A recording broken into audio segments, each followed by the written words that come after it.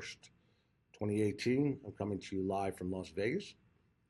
Tonight, I'm going to be covering the national and world news, as well as this major bomb cyclone that is heading towards the Northeast United States, particularly New York City, Long Island, where I'm from, and Boston, as well as then I'm going to get into what's going on at the White House.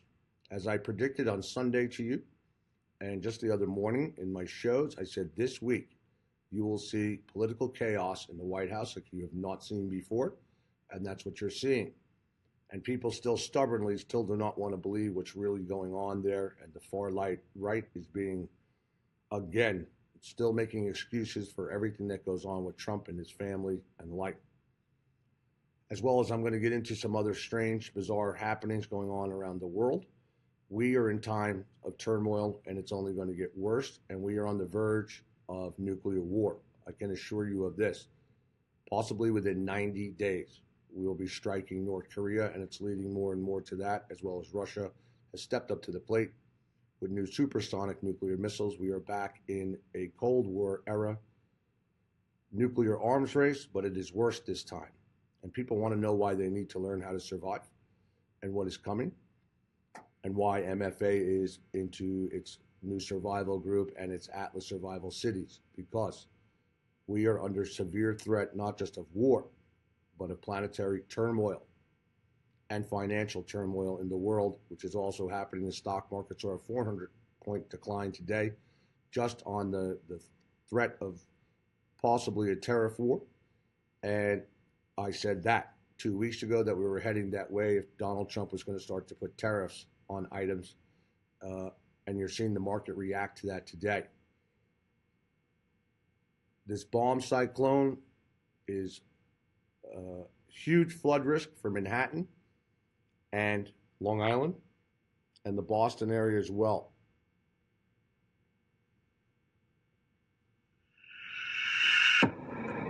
Bombogenesis definitely sounds like a scary term. A bomb cyclone is a low-pressure system that has undergone bombogenesis. In fact, storms that undergo this weather phenomenon can be rather destructive, causing a lot of damage. But in the meteorological sense, bombogenesis simply means a storm that drops 24 millibars within 24 hours. So you basically have a storm that is rapidly intensifying. In this part of the world, we see these storms rapidly intensifying because you have the cold air from the north combining with warmer air coming in from the Gulf Stream. We see these in mid-latitudes, and in the wintertime, many times we refer to these storms as nor'easters that can bring a lot of wind, rain, and snow to the northeast.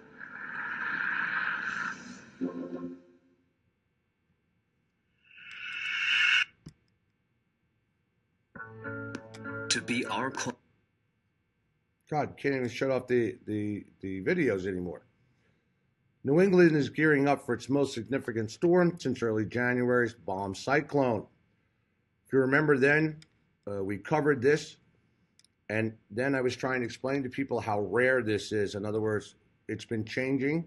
Alaska had one of the biggest storms of record a few months ago because of the millibar drop. Not so much the size of the winds or the storm, the snow or rain that comes with it, but the millibar drops. And it's key because I believe this is part of weather manipulation, where they're dropping the millibars, creating these superstorms or these bomb cyclones.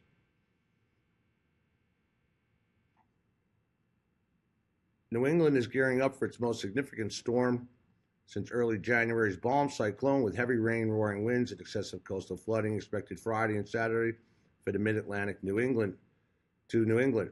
I've been in many of these nor'easters growing up on Long Island and from where I'm from. This is no joke, and these are much worse, and they're going to continue to get worse when they drop these new words that they call them, bomb cyclone or bombogenesis.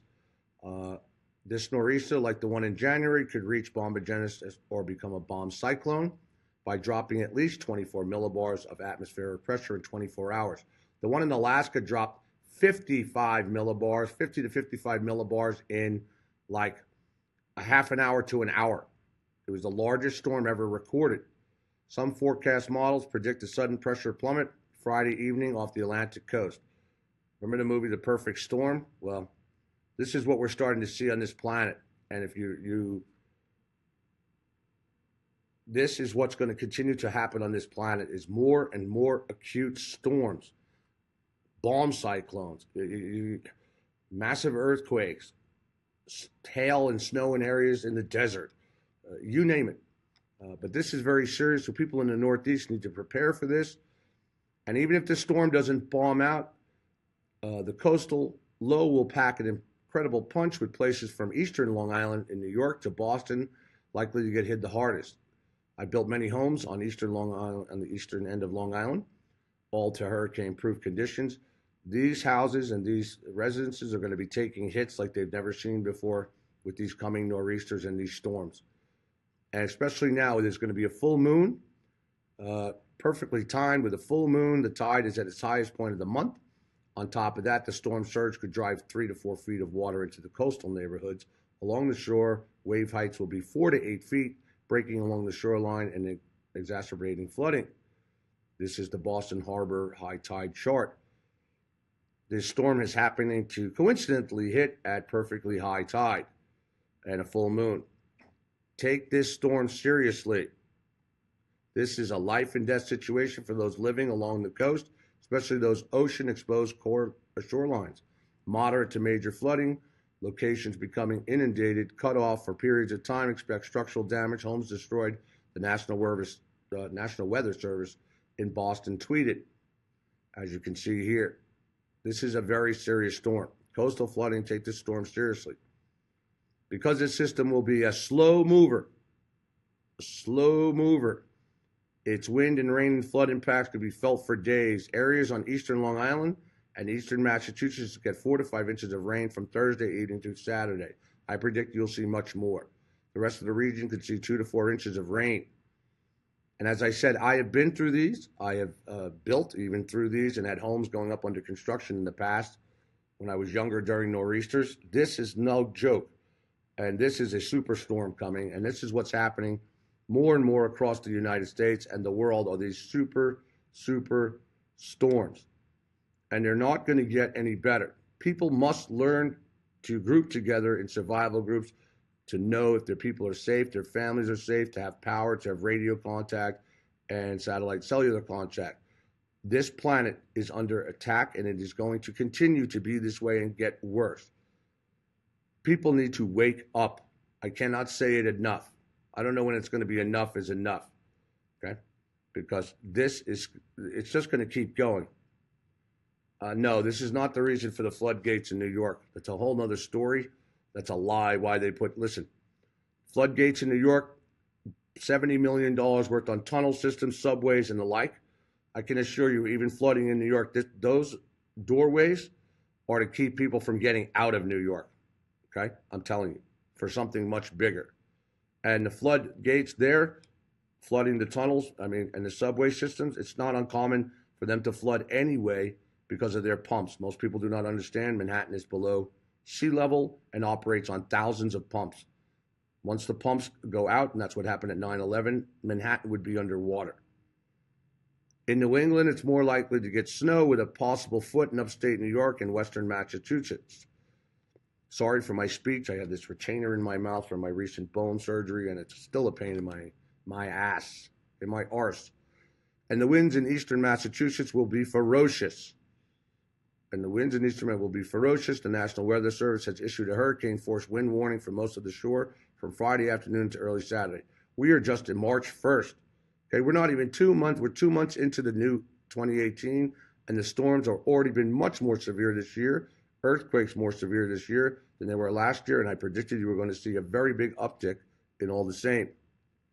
The Port Authority of New York and New Jersey said it was securing cranes at LaGuardia Airport construction project and making plans to use buses if airport trains at JFK or Newark airports are stopped because of the wind.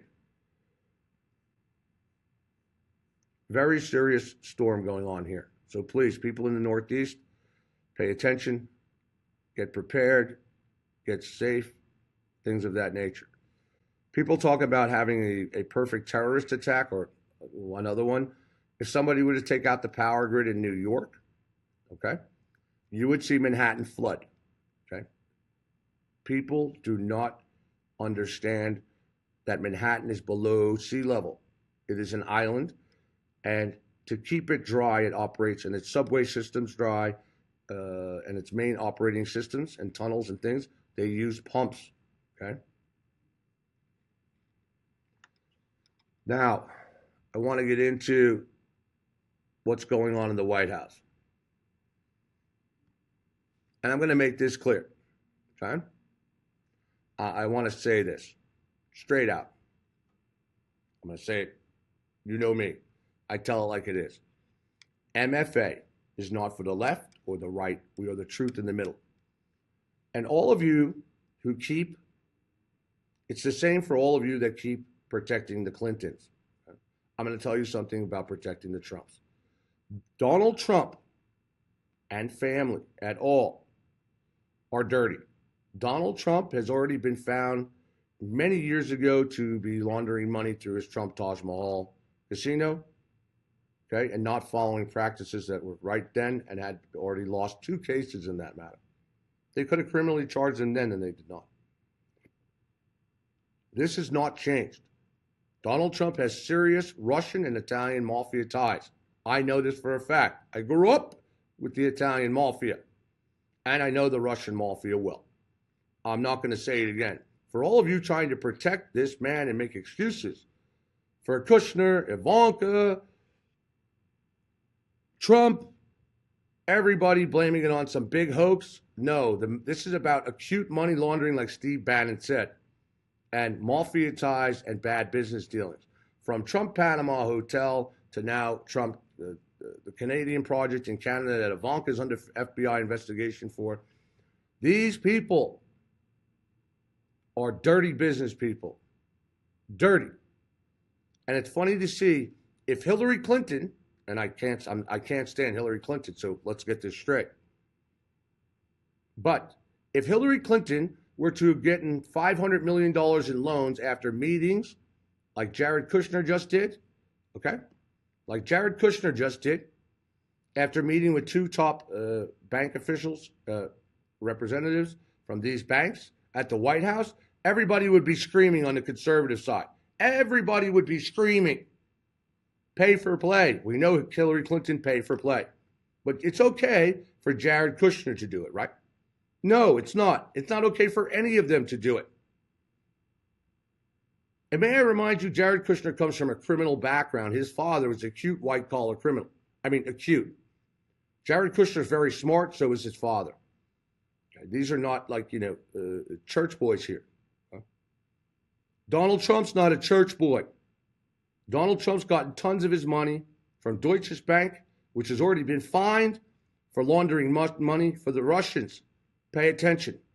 And through the island of Cyprus. The storm that is coming, that let people keep believing that Donald Trump's got some secret plan, you're all in left field. I said this months ago, and every shoe is dropping. McMaster's is on his way out now. I said that not even a few weeks ago, that McMaster was out. That McMaster would be out. Kushner's on his way out. And the reason for this shakeup with Kushner is because they are preparing. They do not want Kushner at the White House when he gets indicted. He is going to be indicted. Many people are. The little leaks that you're getting out and all the BS, even from the Washington Post, that is very limited little stuff that they're showing you here. Okay? Just like the Nixon lawyers who went to jail for Nixon said, and they say over and over again. During that time, the information that the press was getting was only drips and drabs of what was really going on behind the scenes at the White House, and he should know he was there and behind the what was going on with Nixon. They went to jail for Nixon. Donald Trump makes Nixon look like a schoolboy. Pay attention. Okay? Hillary Clinton makes Nixon look like a schoolboy. They're both dirty. They were both bad candidates. And you're going to see there was a reason why Donald Trump ran for president. You're going to see why there's been so many indictments so far. And yes, Rick Gates has flipped on Donald Trump and Paul Manafort. Paul Manafort is holding out for a pardon. I'm telling you now. But you can't pardon someone before the crime because it's worthless, because then they could try you again, just so you know, in a state. And I've tried to put up articles to prove to you and information from New York State that Mueller has been working with New York AG Schneiderman for some time now. Schneiderman started a case into Trump and himself, his businesses, Kushner, and that before they even became president. And in early April of 2017, along with the Eastern District of Virginia, okay, that's where the new Gates and Manafort indictments came out of, they had opened up on the same day 2 secret grand juries. People do not tie this information together because they don't want to listen. Most people do not want to listen. And it infuriates me because Americans need to be for America now and forever forward. Our country is being ripped apart by orchestrated school shootings, church shootings, by the fear and threat of bombings and terrorism, the fear of war, and we are going to war, serious war in Syria and North Korea. You have a White House that is in complete turmoil. Let's go through, how many more people can Trump go through in his first year, right after his first year of being in the White House? McMaster's is out now, and I knew he was going out. It was already been planned. Trump can't stand him, which is fine. He's deep state. But McMaster's is going. Sessions and them, they hate each other. Trump wants to fire him, okay? The only reason why he's not is it's going to take too long and get somebody else in there to be approved, okay? They're completely at odds with each other, okay? And we can go through this. And I'm going to bring up something else before I get into this because people are arguing about something, and I saw it on the wall in the group, and I'm going to point this out to people. Let's go to the Panama Trump hotel situation, okay? Right here. This is from November 17, 2017. I had reported to you that Trump Panama, there was major issues going on there, and that the belief that the Trumps were money laundering through there as well as other people. So this article was brought to my attention, which I shared this article a long time ago. Okay. I want to remind you all something. I've had a home in Costa Rica since 1994. I've been to Panama many, many times. I own 2 offshore corporations in Costa Rica since the early 90s. I know offshore banking. And I can assure you, what you're seeing going on here, and I'll briefly go through this article, and what I'm trying to tell you is the Trumps have their hands in serious money laundering with Russians and others, okay? And others. And if we go to this article, when Ivanka Trump flew here in 2006 to push her family's latest business project, an oceanfront steel and glass tower called the Trump Ocean Club International Hotel and Tower, shaped like a sail and designed to be one of the tallest buildings in Latin America. A Brazilian real estate salesman named Alexandria Ventura Nogueira says he was ready with a sales pitch. Well, Nogueira has since been arrested and the like. Ventura, who said he only had a small real estate company at the time, said he told Ivanka that he could sell the condos in the proposed skyscraper for 3 times the price of similar units in Panama City. The reason, the Trump name. I'm going to just skip through some of this. Ventura says he and Ivanka agreed to a kind of challenge. If Ventura could sell apartments as he claimed, and for those high prices, he'd become the main sales representative for the project. The agreement was I had to sell 100 units, Ventura said in a recent interview with NBC News. I said, I'm going to do better. I'm going to sell without telling the buyers the price. Ventura did sell the initial units and later hundreds more. He is now, at that time, was a fugitive. In May 2009, Ventura was arrested in Panama for real estate fraud, unrelated to the Trump project. Okay. Now, Sebelios, a former financial crimes prosecutor in Panama who investigated Ventura, said the dozens of complaints against the Ventura crossed his desk, accusing him of double and triple selling apartments, both at the Trump Ocean Club and other developments. Now, Ventura eventually fled Panama. While on bail, he denied having defrauded his clients, but admitted to NBC News that he has participated in what? Money laundering on behalf of corrupt Panamanian politicians, allegedly unrelated to the building project. We've since found out that that's not true. They are tied to the bid. Ventura isn't the only person who's had run-ins with the law. An NBC News investigation into Trump Ocean Club, in conjunction with Reuters, shows the project was riddled with, pay attention, brokers, customers, and investors who have been linked to drug trafficking and international crime. Cabellos, who investigated the project, went as far to call the skyscraper, what? A vehicle for money laundering, right? At that time, there was no indication that the Trump Organization or members of the Trump family engaged in any illegal activity or knew the criminal backgrounds of some of the associates. Today, we know that that's not true. They do know and did know. And here, Trump's never asked any question about the buyers or where the money was coming from. Yeah, okay. No one asked about the money. In the interview, Ventura admitted that some of his brokers and clients, here, pay very close attention. Ventura admitted some of his brokers and clients who bought and sold units in Trump Ocean Club were connected to the Russian mafia and other organized crime groups, including a convicted money launderer who moved cash for drug cartels. Right here. Okay. I'm going to say this again. The Taj Mahal, which Trump has already admitted to and had to pay serious fines, not once, but twice, for money laundering. Okay. Just like Steve Bannon said and came out in the book, this is about money laundering. I'm trying to tell you all you're dealing with a massive cartel, Trump, Russia, and other cartel for moving and money laundering, okay, and favors in return.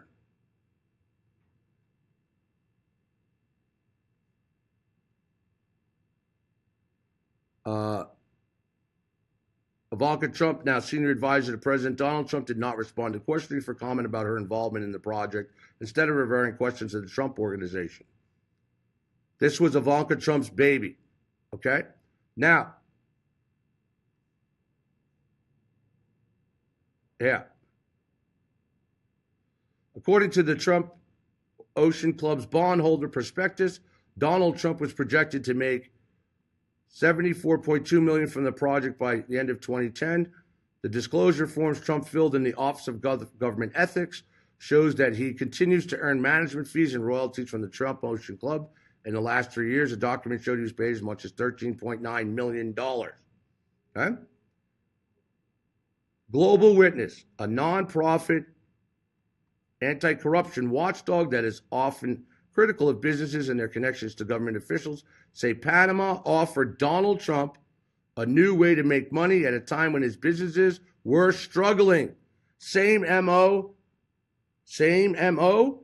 of that with where the Russians have stepped in to finance Donald Trump's projects and business ongoings after he was belly up. The Trump casino empire filed for bankruptcy in 2004. At that time, they were also proven guilty, which Trump admitted, to money laundering and money laundering offenses. The group is now publishing the findings of his investigation into the Trump Ocean Club on Friday. It is out. It's been out since November. You want to go dig further? You can look there. Here, and I know this for a fact, I deal with offshore money, legal offshore banking. I have for years. You can legally put money offshore. In the mid-2000s, Panama was known as a laundering hotspot, said Patrick Alley, co-founder of Global Witness. At the time, the Trump companies were in dire trouble.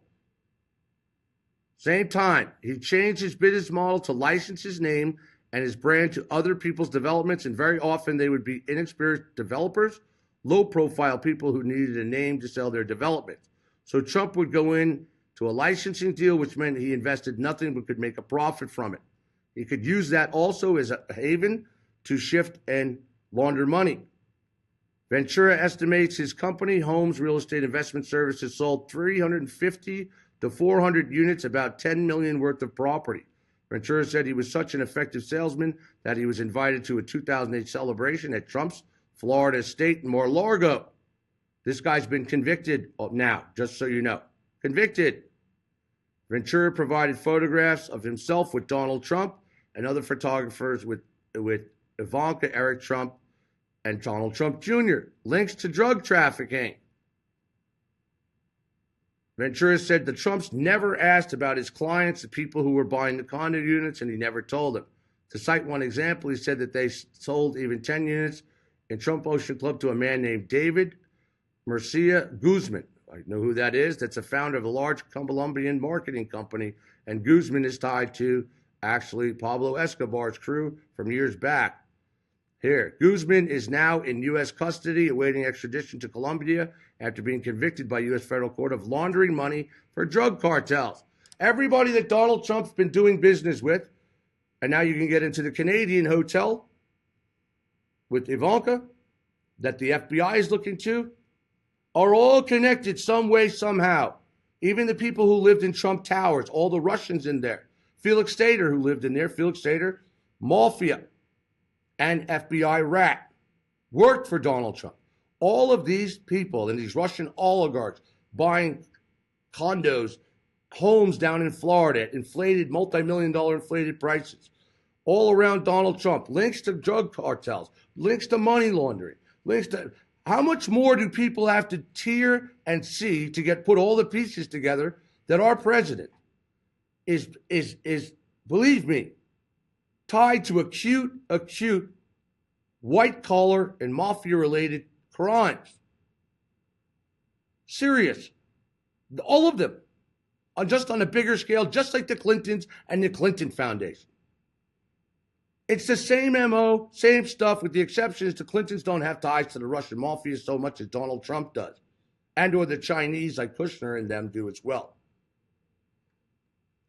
And people want to argue and go, no. You can't make this shit up. Okay? You can't make this up. And whether they're blackmailing Donald Trump or not, it's not the point. Donald Trump knows damn well how to launder money. He's been doing it since he went broke back in 2004. And the Russians bailed him out along with other banks, including Deutsche Bank, which Deutsche Bank just, if you remember the big article, got fined millions and millions of dollars for admittedly laundering money for the Russians.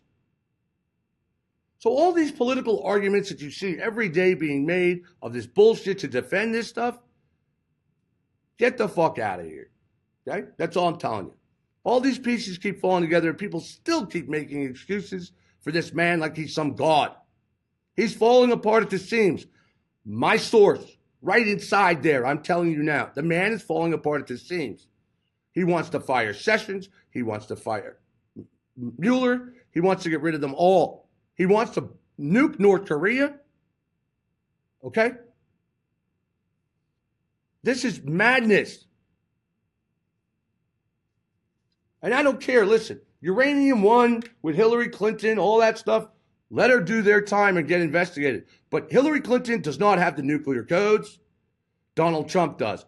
Hillary Clinton is not in the White House sinking fast with more and more evidence coming out and more indictments weekly coming out and more evidence against Kushner and now even Ivanka, their prior companies, and the above. So I decided I'm going to put a whole show together like I did 2 years ago called Donald Trump the Dawn. Okay? I'm going to put a whole new show together with all new stuff, 1 hour long. I'm just going to pre-record it and let it play. Okay? And as Randy said, Trump's been laundering money since Jesus was in high school. I know this. I grew up in the Italian mafia, the Bonanno family, one of the top 5 families. My godfather's Tommy D Fiore, acting crime boss of the Bonanno crime family just up to a little while ago. I know what goes on. I know what I've been told. I know Donald Trump. I know Donald Trump's family. I know what's going on here. And I originally supported Donald Trump because I didn't care so much about what I thought it was on a much lower level of what he was doing.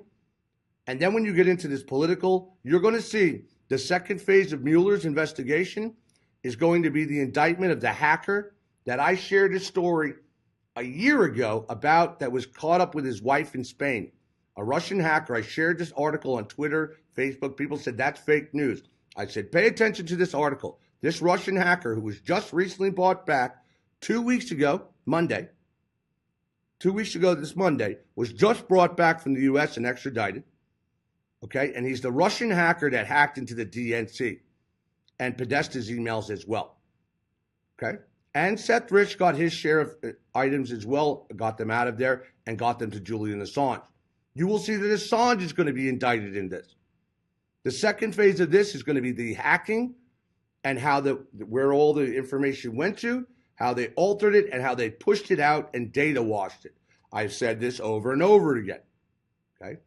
And these FISA warrants and these arguments from the far right and all this QAnon and bullshit that the indictments are not going to stand, that Flynn's renegotiating BS because of the evidence against it that's fake or tied to the poisonous fruit tree from this Nunes memo, and that with this FISA card is bullshit. I'm telling you all, it's all bullshit. There were 4 Republican judges 4 different judges who did these FISA warrants, and they started the first of it and continued was from 2013 against Carter Page. Trump was not even a sperm's thought for president. Dude, how many times do people have to have this drilled in their head? Yes, there may be some bad eggs in the FBI and things of that who favored Clinton. I'm all for that. They should be exposed and the above. However, the Russians did interfere with our elections. And Trump and Kushner's company, and Kushner was in charge of the data campaign for Trump to hit key swing states. Pay attention. And the dirt that Trump bragged about that was going to come out, that came out from WikiLeaks, was the evidence of these hacked emails and the plan with the Russians to go after Hillary Clinton. And that's what is involved in this. I will not say it again. And as all this information keeps dropping, I keep being right since what I started to tell you a year and a half ago. And I keep saying, I'm not trying to say I'm right for a reason to brag. I'm trying to tell you that the information I've been giving you is accurate, and the big picture of where it's leading, we are right here, right now. The only one not involved in this is Donald Trump's wife. She wants out. And just so you know, it is true. They already had a divorce decree ready to go. He didn't expect to win because he didn't know if this was going to work, this whole situation. Okay? And then he would have to keep his promises to Putin, Russia, and others he promised that helped in this campaign. Steve Bannon has flipped on Donald Trump, not in front of Congress, but to Mueller. Hope Hicks, the reason why Hope Hicks is leaving, Hope Hicks, okay? Donald Trump berated her when she came back from being grilled by the investigation committee, but more importantly, Hope Hicks lied to Mueller. She was previously questioned by Mueller. Now Mueller's going to bring her back because they found out she lied to them, and now she's screwed. Pay attention. And she's leaving. Why people want to keep making excuses for this corrupt White House is beyond me, with a man who's out of his mind with the missile codes and who wants to go to war and nuke North Korea so he could be the one to claim and hide his shit, number one, and number two, to claim that he took out Kim Jong-un at the lives. You're talking at least 10 to 20,000 American soldiers will be killed if this takes place, let alone the citizens involved. Okay? These are not games anymore, folks. And when you see my PowerPoint presentation to officers board and those who signed up about MFA, you're going to see a special segment in there where I show you from the Cold War era to now how, like nuclear bunkers back in the day in the Cold War, people were building them, these shelters in their backyard. They were selling them. It was all over newspapers that Russia could strike the United States with its nukes, which is true. Those bunkers wouldn't have worked then at the time because it's impossible the way they were built. But my point is, you're seeing this cycle come back again, and we are beyond the Cold War era now, where Putin has just come out and told the world he has supersonic high-speed nuclear weapons. So does China, by the way. And I know from investigating these missile bases that are closed that we are buying now with our survival group corporations under our Atlas cities, the missiles didn't work.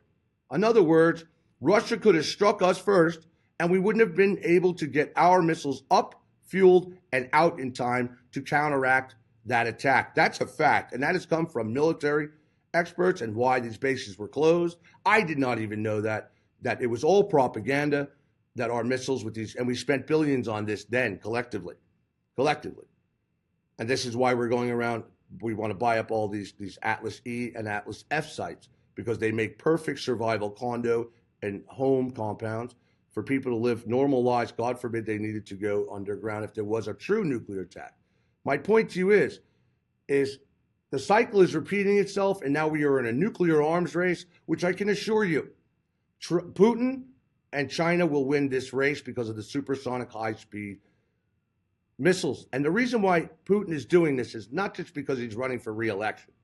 He doesn't have any problem being re-elected. It is a warning to the UN and the United States.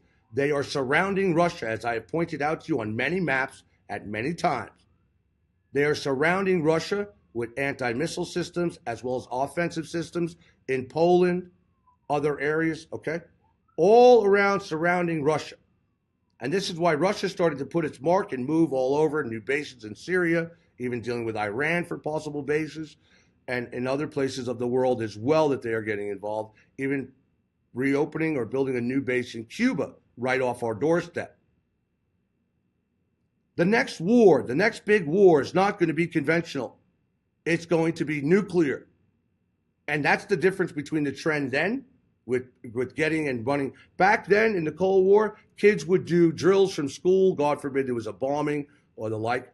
People had bunkers buried in their backyards or built in their backyards to be safe with crank-handled exhaust. They would have never survived if there was a nuclear attack.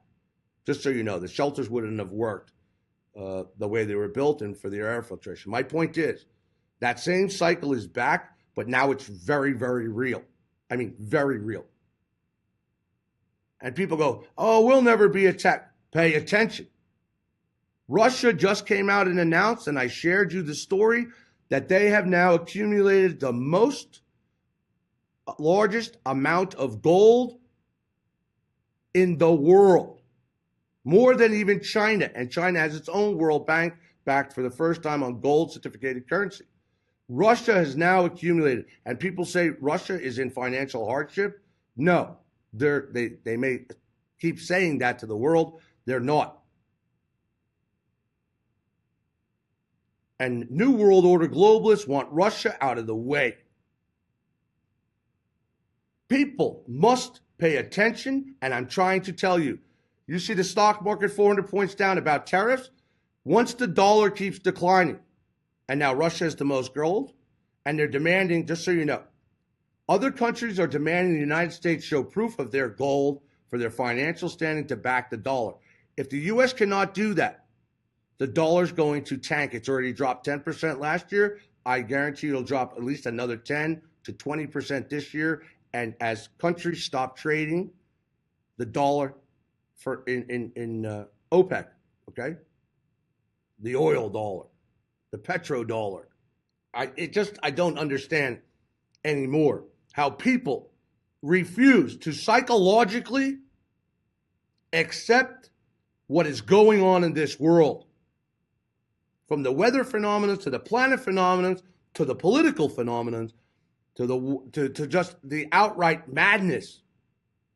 And that they think it's going to be okay.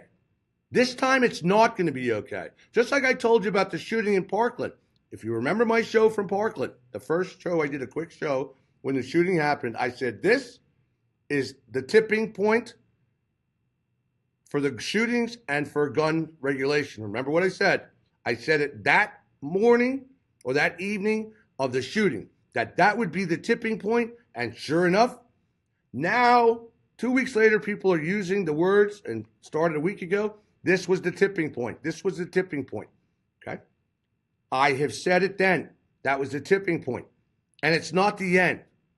It is not the end. Not one of these terrorist acts in our country, whether it be by one of ours or by someone else, is any coincidence or done on their own. Our shadow government, CIA, FBI are behind these acts. And many more people are coming out to say it finally and understand. 2018 is the year I keep telling you. And people go and complain, I don't have this or that. You're not going to have anything You're not going to have anything when the stock market collapses or the U.S. dollar collapses or your town gets ransacked by a tornado that came out of the blue or a hurricane or a super bomb storm or another major indictment comes down. You think the stock market dropped only 400 points today? Just so you know, the past 2 months has been the lowest of record up and down of the stock market in ever, just so you know. Point being, all these bragging about the stock market and how great it's doing, people being comfortable and doing all this.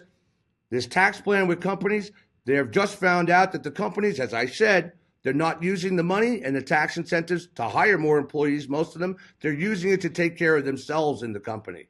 In other words, doing more for them, the CEO, officers, board, as well as their buildings, their headquarters, and things of the like. And still using and manufacturing overseas. So what happens when Donald Trump's White House falls further? Kushner gets indicted and others get indicted, or they recommend impeachment that Donald Trump conspired. Forget about this obstruction of justice. That's a civil crime. Okay? Talk about conspiracy. Rick Gates was just pled guilty to conspiracy against the United States. Pay attention. Conspiracy against the United States. That's treason. Rick Gates is flipped on Manafort. And people go, well, Manafort's going to trial. Manafort will go to prison for the rest of his life. The man is so dirty with Ukraine. And guess what? The article just came out that the United States agrees and has signed a contract to supply Ukraine with U.S.-made anti-tank missiles, state of the art. So now what that is a proxy war, like we have been, between Ukraine and Crimea, where Putin is. We are in a proxy war. We're feeding the one side, which is so close with Paul Manafort's ties to Ukraine and all the politicians there. Okay? Trump and the Pentagon giving Ukraine our weapons to fight the Russians in Crimea, where their Black Sea fleet is. We have ships now, even though it's a routine type thing. We have ships and a big presence going into the Black Sea. People, put all the dots together. Follow the bouncing ball. So again, we get into this situation with what's just come out today. All of this.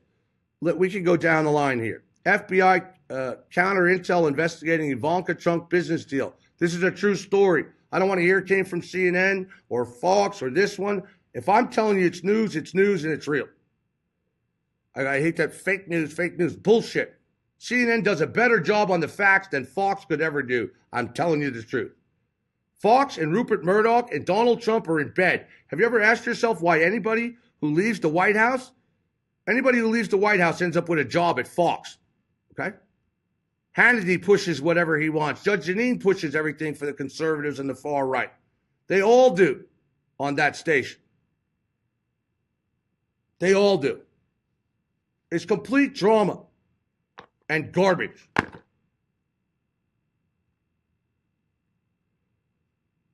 New York Times, Kushner's business got loans after White House meetings. Sure did. $500 million worth, as I just told you. Ivanka should follow Hope Hicks out the door. Okay? Ivanka should go. Kushner should go. Never have family in the White House, as the Kennedys learned as well. Top senator says Kushner has no business being in the White House. You think the White House, and I agree with this, you think the White House is in chaos now? Just wait. Okay? Feuds and frustrations are splitting the Trump White House, and it's madness. And all these people have lawyered up, and they're jumping ship. Okay? Even the U.S. diplomat to Mexico just resigned as well. Okay?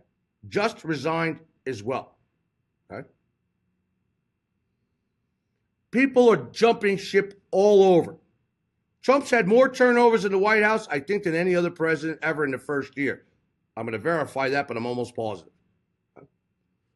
It's like we could keep going. I mean, when Jeff Sessions finally called Trump's bluff, what president goes out there and makes fun of a man who is the head and calls him Mr. Magoo and all these things. The problem with this is that Jeff Sessions is following the rule of law and not Trump's mafia style, what he wants, he thinks he can get. This man still does not understand, Donald Trump, that there are checks and balances in our system, and even as president, he is not above the law.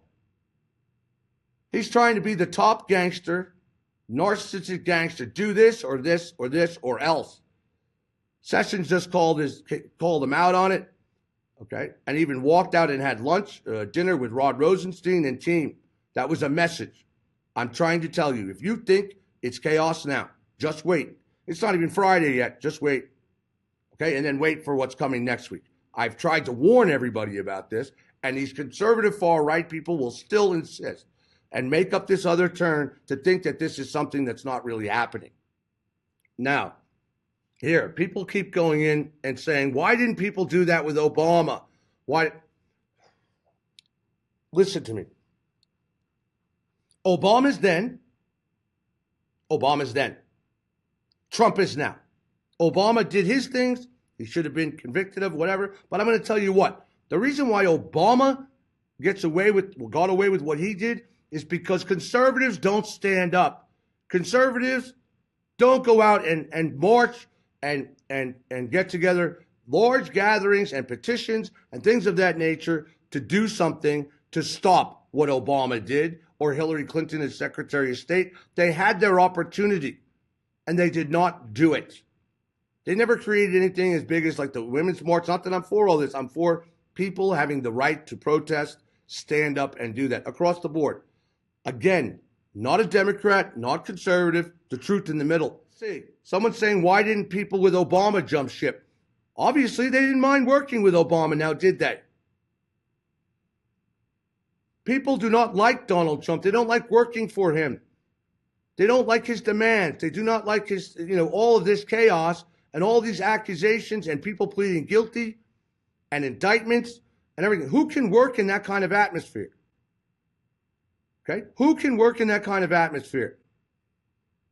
Conservatives sit back, talk about everything and do nothing. And you know what? I hate to say it. I saw it with March for America. And when you watch our slide presentation after it's given out privately, and it's going out tomorrow, by the way, I'm going to do it publicly and go over it with everybody publicly from our conference room to go over and make the points. You won't be able to see everything as clear as those who have been emailed it, but you'll get the idea.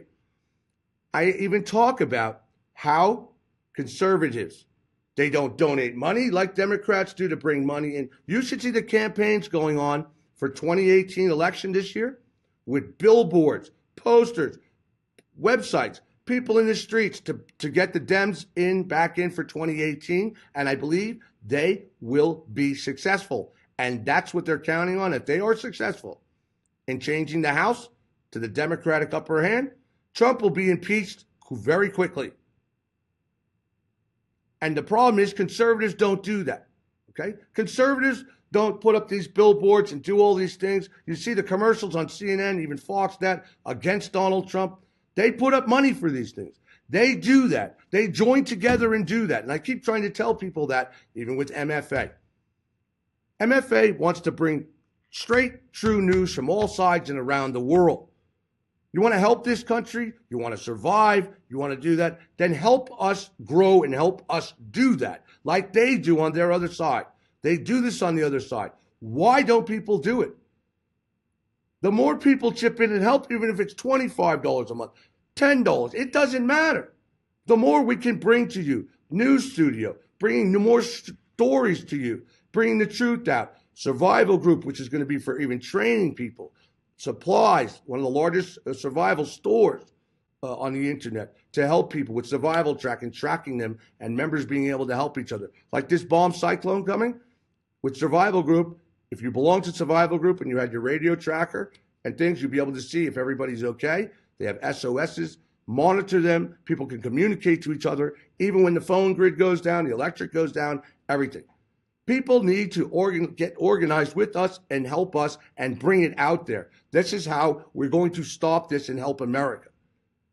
There has to be the truth in the middle. There has to be the non-division. And those are the souls and the people that we want here at MFA to be part of MFA to stop and help stop this madness.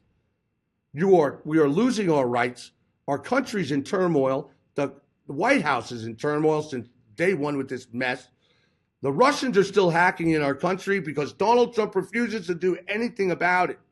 At least I got to give Obama credit. Before he left, he took their embassies away from them. Okay, he took their private compounds away from them. Excuse me. He expelled a ton of diplomats. Okay, put a ton of sanctions on Russia.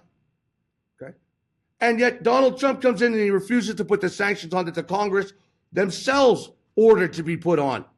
Listen to what I'm telling you. He has refused. Why would you refuse to put sanctions on Russians where Congress has already approved it? And Congress works for the people, like the president is supposed to work for the people, not himself. People have lost their balance in this country. And that's exactly what Russia and our enemy countries want, is this division, hate, uprising in this country and in our White House and in our political system, and nothing's being done about it. And I have to agree with those on the left on this issue. The man has done nothing against Russia to stop them from doing this again. I'll give you an example. That troll farm, the troll farm that they found, the Russian compound with the troll farm, those computers should be fried. We could fry their computers in 2 seconds, just so you know. And if Trump, our national security agencies, intelligence agencies, tell Donald Trump we need to retaliate and stop this, and he says no and not to do it, this is the point. Why would you leave an operating Russian troll factory in the United States with rooms full of computers so that they could continue to interfere on Facebook, Twitter, and elsewhere with fake news, fake stories, bots, all types of crap, fry their computers, which we can do, and stop them and kick them out of this country? Nothing is being done. And you must all ask yourselves this question: why is nothing being done about this Russian situation by Donald Trump? His own heads of the investigation of all of our divisions of intelligence keep telling him, his own people, even Pompeo, all of them, the Russians have interfered in this election. They're hacking our system. They're doing, all types of things, fake news sites, this troll farm, everything. Yet nobody does anything about it. So the Russians have free will here.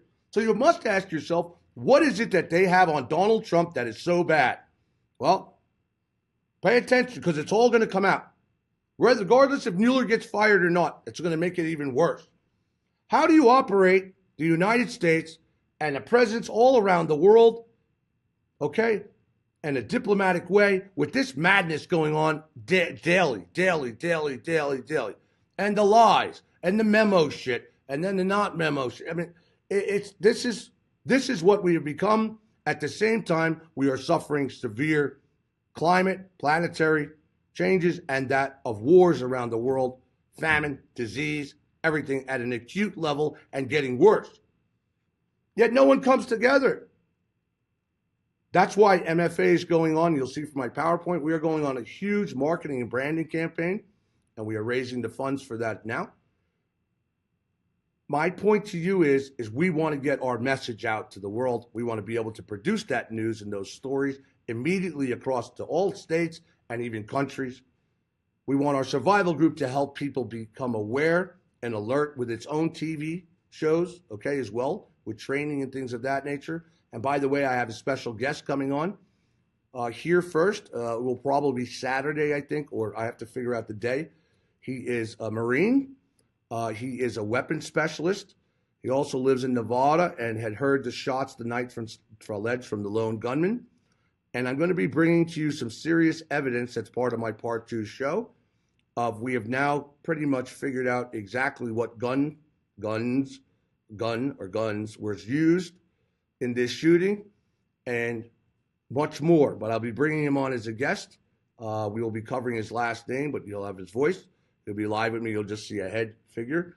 And I'm going to be bringing that on as well. Okay. No sanctions alone on Russia from Trump should make people wonder. We don't need it. We need better relations with Russia. No, no. Yet the United States is in Syria saying we want land and we're going to take it. And that's Russia's Syria. Assad gave Syria to Russia. He signed it over. 25 years, you have the right to all of Syria to use it as needed and the above. The U.S. has created the ones with Israel's Mossad and that to create ISIS to begin with, ISIL, all of them. We give them the weapons through Saudi Arabia and even Turkey at times. You have the Turkey fighting against U.S. Kurds, that we're back to U.S. Kurds. It is a nightmare. And people just go, it's not going to affect us. No, war in Syria is going to affect the United States. Trust what I tell you. Financially, economically, God forbid, and even with the lives and blood of our soldiers. Same thing in Afghanistan. And it's all for control.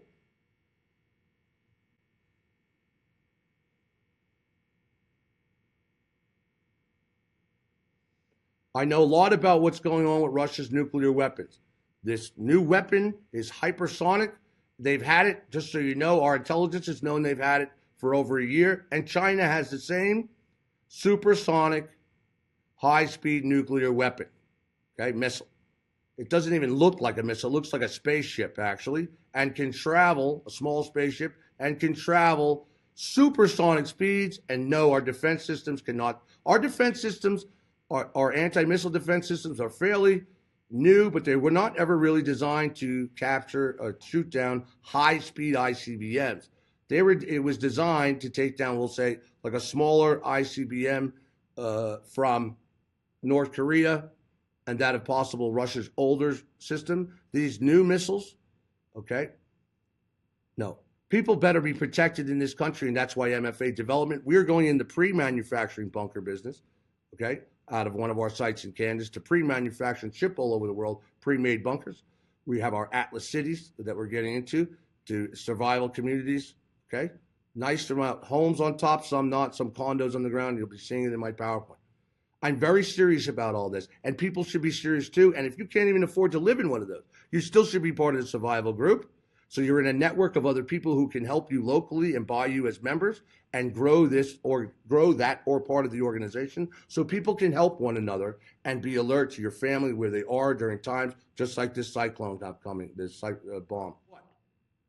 Let me ask you all something. What is that rally going to do? And this is why March for America originally started with a march, and you'll see that from our thing, but have changed our position because marches are meaningless unless you have millions of people across the country, like the Women's March did, to make a huge stand. Americans need to do it differently this time. They need to do it to where they stand up and worry about themselves, okay? Worry about their futures and worry about America's future and put the positive direction of this country forward. These rallies, these small rallies and things like that, no. You want to do something? That's why MFA is coming out with its own petition site. People use change.org. That's a George Soros outfit. They control those petitions from change.org. That's why we got out of the March gig. Okay? And March for America is what it is today, because making a difference, and just like our new private social media for MFA Social, the first of its kind to compete with Facebook, we want to make a difference. Why? To keep people's privacy secret from the government. Stop government access and Facebook and Twitter from gaining access to people's information. 2, to protect people and their children so that they can participate with other vetted people and background checked individuals, not to worry with the child molesters or, terrorists or any of the above. Also, so that you cannot make fake profiles, stalk, or harass anybody. These are the changes in this country that need to be made to protect individual citizens' rights in this country and your information from Big Brother, okay, and from others, stalkers, haters. Then you don't have to worry about troll farms. You don't have to worry about fake news. They won't even be able to get in there. People have got to, you're not going to change this madness in the background here, okay, anytime soon. What's going to happen with Donald Trump and team is going to cause the biggest constitutional crisis, and already is, in the history of the whole United States. I bet my life on it. I bet my life on it. Then, at that time, when all of this and both sides have collapsed, then it's time to get involved in a different way with another party for that of like the American Freedom Party, something of that nature, to do this. All right, it's already 8, it's already 11 by us. Let me get into the world news. But my point to you about this situation with what's going on here in the White House is bad. This is bad. Don't kid yourself. There's no hidden coup with Donald Trump to get after Democrats, to put them in Gitmo and to all the above. The man's in trouble. The man's flipping out. The White House is falling apart, or it really wasn't even together ever, okay, if you think about it. And this is going to get worse, just like I said Sunday night, that this week you would see more political chaos than you ever did before in the White House. And I've been right. And it's not even Friday yet, okay? Trump is going to implode. He's already mentally imploding. I know for a fact, he's mentally imploding in that White House and furious. He was furious at Hope Hicks for saying he said she sold him out down the river by saying she says white lies now and then. Mueller has already previously found out that she lied to him during that investigation. Okay? This is serious stuff. And why people on the far right do not want to know the truth about our president and what his ongoings are with Russian mafia, money laundering, all the above. I have no idea why they are accepting that, and they think that it's past times and it doesn't happen anymore. Wrong, wrong, wrong.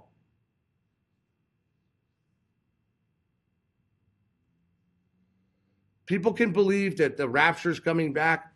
Wonderful. I don't think people understand really what this rapture is, okay, so to speak.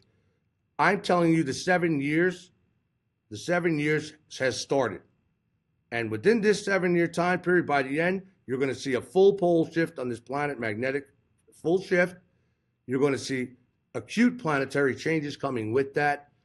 And you're going to see war, major wars, and the like during this 7-year turmoil period, okay? And it also has to change going on with our planetary alignment, solar system, sun, things of that nature. What are you going to do? You know, no disrespect. I'm a Christian myself, but I'm not going to sit around and wait. God forbid, there's no exact time for that, okay? I'm going to be prepared. I want other people to be prepared. I want to educate Americans to stop falling into this left and right party. Okay, I want our news to be the best out there, and it won't take, we can do this. Full news station, reporting, coming from shows, things of that nature. Yes, it takes a little while. Yes, it takes money and investment, but guess what? No risk, no reward.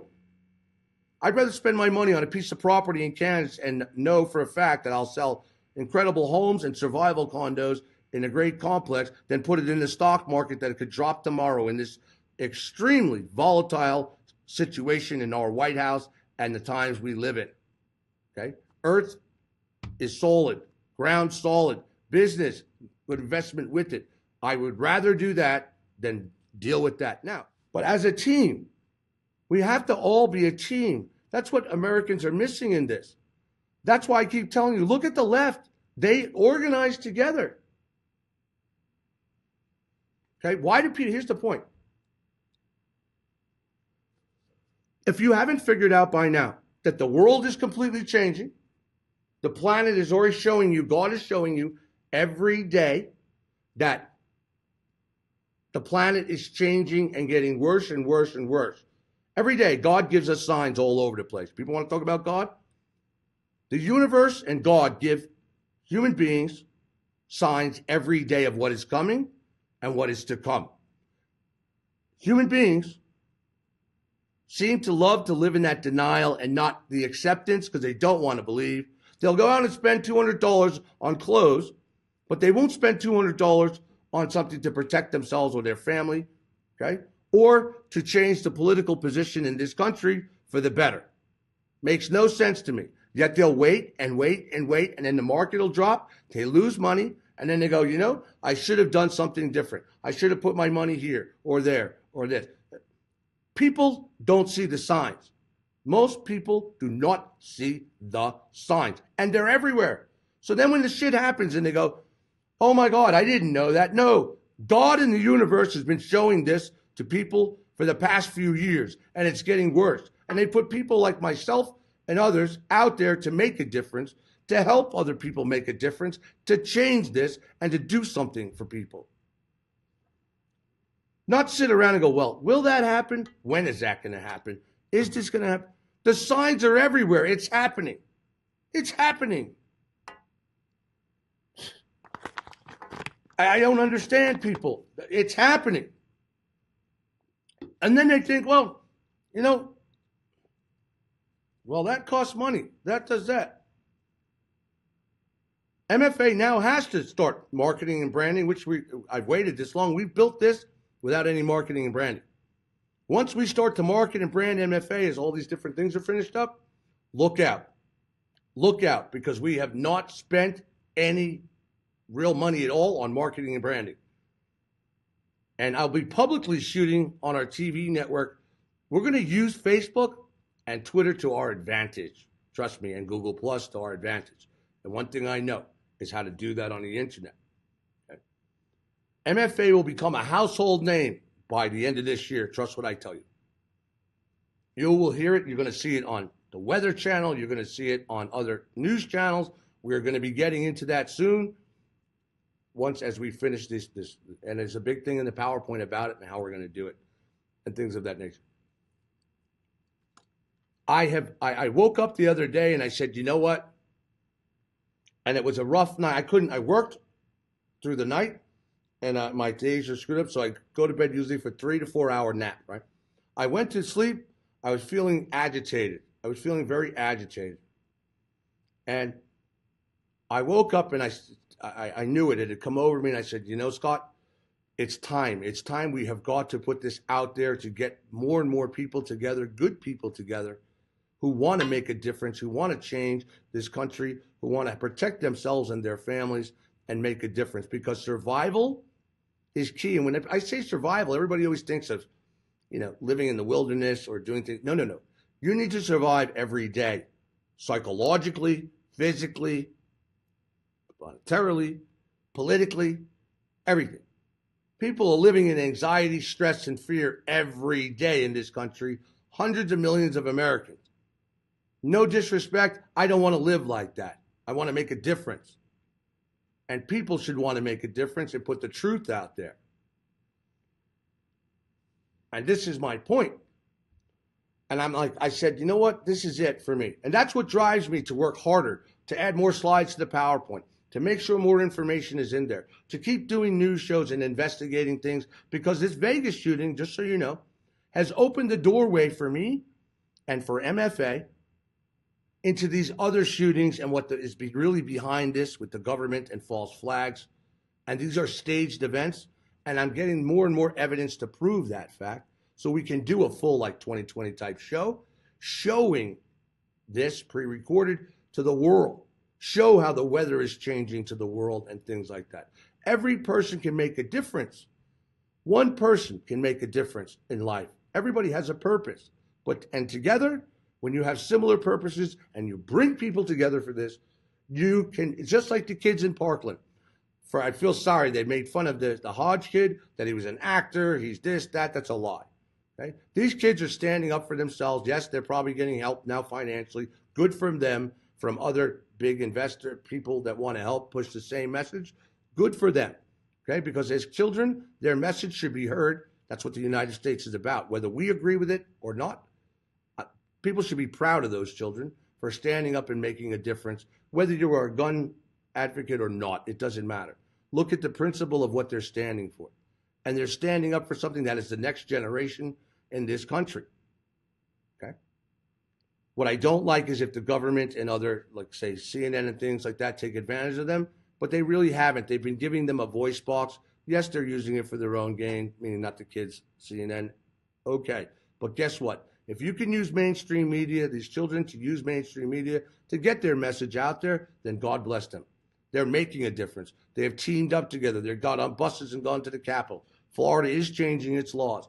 things of that nature. And a lot of these children have been affected by this to go off and want to do their own thing to keep people informed and of their cause and to fight for those causes. That makes a difference. That makes a difference in this country. Even Steven Seagal said he thought the shootings were staged, okay? I've been saying this for the longest time.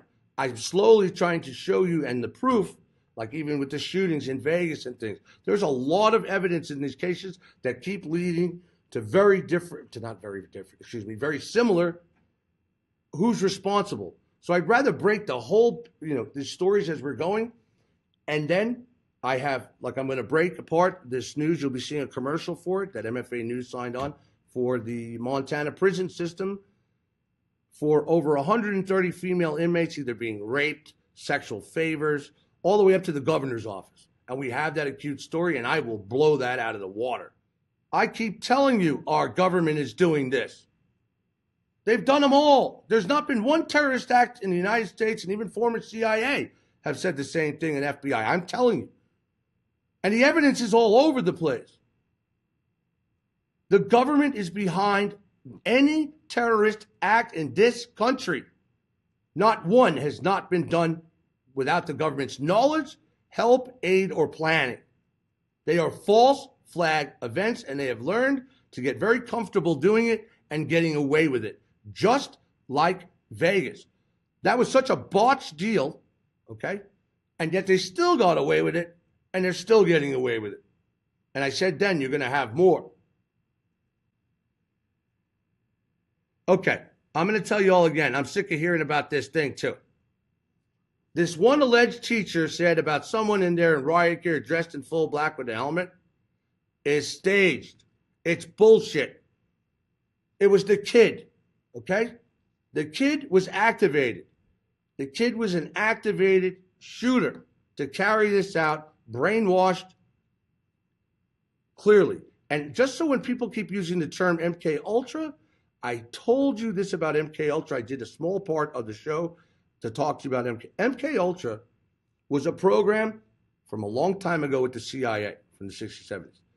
They still have the program. It's named something else, okay? And they're not using so much LSD to control individuals' minds now, but other drugs to do the same.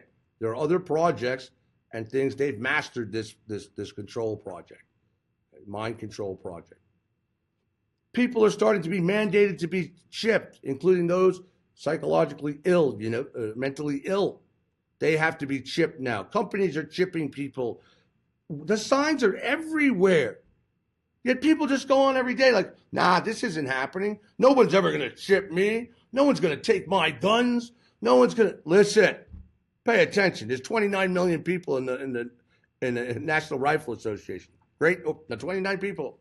29 million. That's a lot. Okay. Who? There's 300 and some odd million in this country. Who are you going to go to civil war with? Now, do I believe people should protect themselves from the tyranny of the government? Fine. Okay. But I'm going to tell you something right now. If and when the shit hits the fan for martial law, people are going to be so scared from the event that takes place, and they're going to fall prey to the the false flag that will slowly bring in martial law. They're not going to be able to do anything. So if you're not in a decent location or be able to get to a decent location,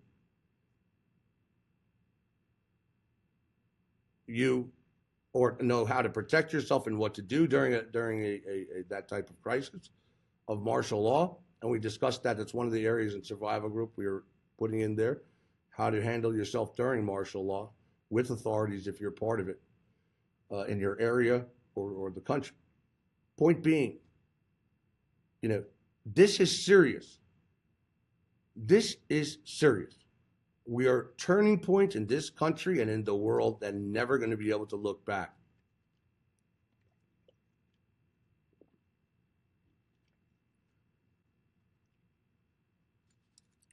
I'm going to say something now. I'm not going to mention the members' names. I'm going to say this again. There's 29 million in the National Rifle Association, right? 50% of them won't rise up to anything, or 60%. Most are just normal gun owners who believe in the Second Amendment to protect their family and do the like. So when people start to say that people are going to rise up if they take out Donald Trump, this is a great conservative thing. There'll be riots in the street. Listen, you can't get people to march for Donald Trump when shit's going good to support Donald Trump, let alone if he were to get kicked to the curb or the government starts to come in and start cracking down and taking guns. The minute the government shows that some guy stood up to them taking his gun and they shot him, watch what happens. You'll get a certain amount of people that'll stand up, but one more time. There's 300 plus million people in this country. And only 1 to 2% of that, okay, are in that not even militia type category that they will stand up to do something against the government at all. So when people keep crying that people will stand up and create civil war in this country, think again. Majority of this country has been programmed for fear. Programmed for fear. And they like to talk on the internet and not act. Everybody wants to be a gangster until it's time to do gangster shit. It's just like when someone gets arrested, like Manafort and Gates. They like to talk. Oh, yeah, don't worry, we're innocent, all that shit. Till they sit down with prosecutors and the lawyers turn around and say, listen, my man, you're fucked. Now what? Oh, I'll rat, I'll talk, no problem. How can you help me? Susan, what I'm saying about martial law, people need to know how to handle themselves during martial law, okay? Now, I do agree that people, if there's a lack of food, water, and things of that, you will find more people rising up for that than anything else, okay, in this country to survive for food, water, safe locations, and things of that nature. Okay? And all it takes is one big event. Just so you know, asteroid could hit the Earth, massive earthquake sets off a tsunami of events in one area and then goes to the other, just like you saw during hurricane season. I said one would come, then another massive one came, another. So think about multiple events going off at the same time in the U.S. and around the world. So you'll have, say, a big earthquake, California, a blizzard, cyclone over in the Northeast. Gulf of Mexico heating up and having a major event there. I'm just saying. Have all these going on at once. FEMA doesn't even have the capabilities now. Okay? FEMA doesn't have the capabilities now to handle it. And you're worried about the government coming to your door?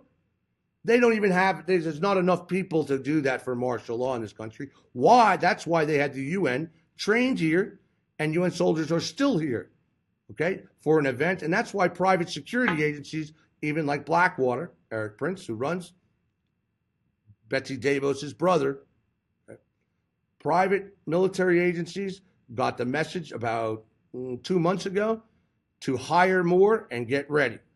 Okay, I am done. FEMA's not going to do anything. Did you see FEMA come in and save anybody in Texas? No. It was good citizens who came in, okay, with their boats and things of that nature to help others and do things. Same thing in Florida, okay? People seem to forget, where are you going to get all this money to pay for all this stuff? Where do we get all the money? Besides the taxes, just so you know, you should do your homework on how much money we take in taxes and what our deficit is, as opposed and how much we owe the Federal Reserve. Okay? We're indebted to the Federal Reserve, and that was the whole purpose and plan to begin with. It's fiat cash. It's not even backed by anything. China's World Bank is rising. Russia has the largest amount of gold in the world right now. He who has the most gold is the strongest. And then Putin comes out and tells the world, by the way, you strike us, we will attack you back with nuclear weapons. And we have tons of them, and we have new, more sophisticated ones, and we even have in the works drone submarines to send out nuclear missiles if needed. FEMA has run people off from trying to help people, even in Texas, Puerto Rico, and others. And I'm trying to tell you something that I told you Puerto Rico would never be fully rebuilt, and other islands will have not been fully rebuilt, and they will not be. Do you want to know why? Watch what happens. Watch what happens by the time hurricane season comes this year, and or, God forbid, if the Canary Islands volcano blows, which is expected to do.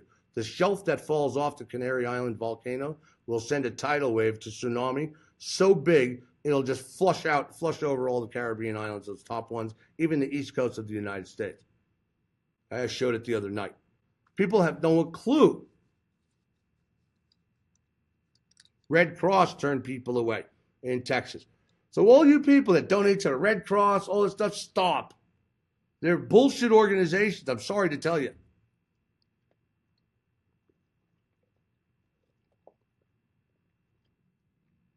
Yes, FEMA is given money by our government. They just approved a bunch of money for FEMA.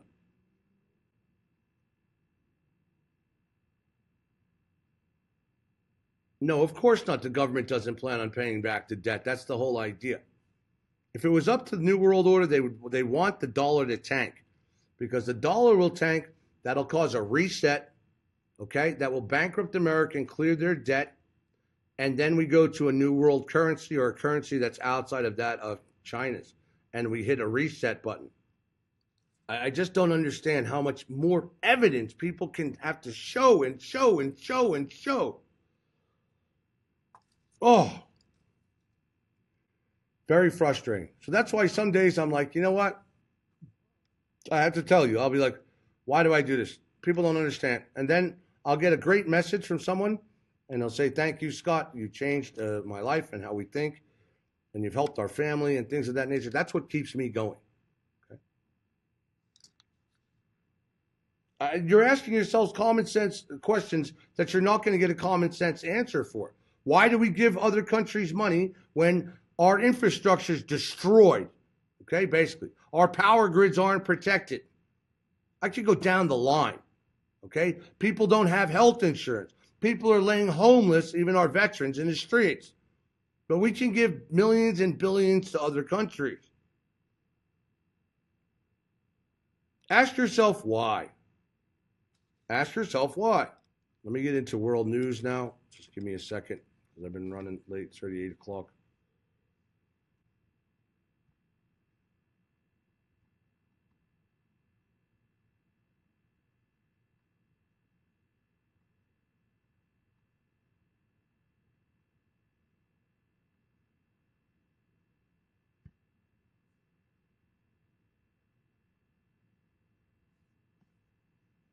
Totally makes no sense.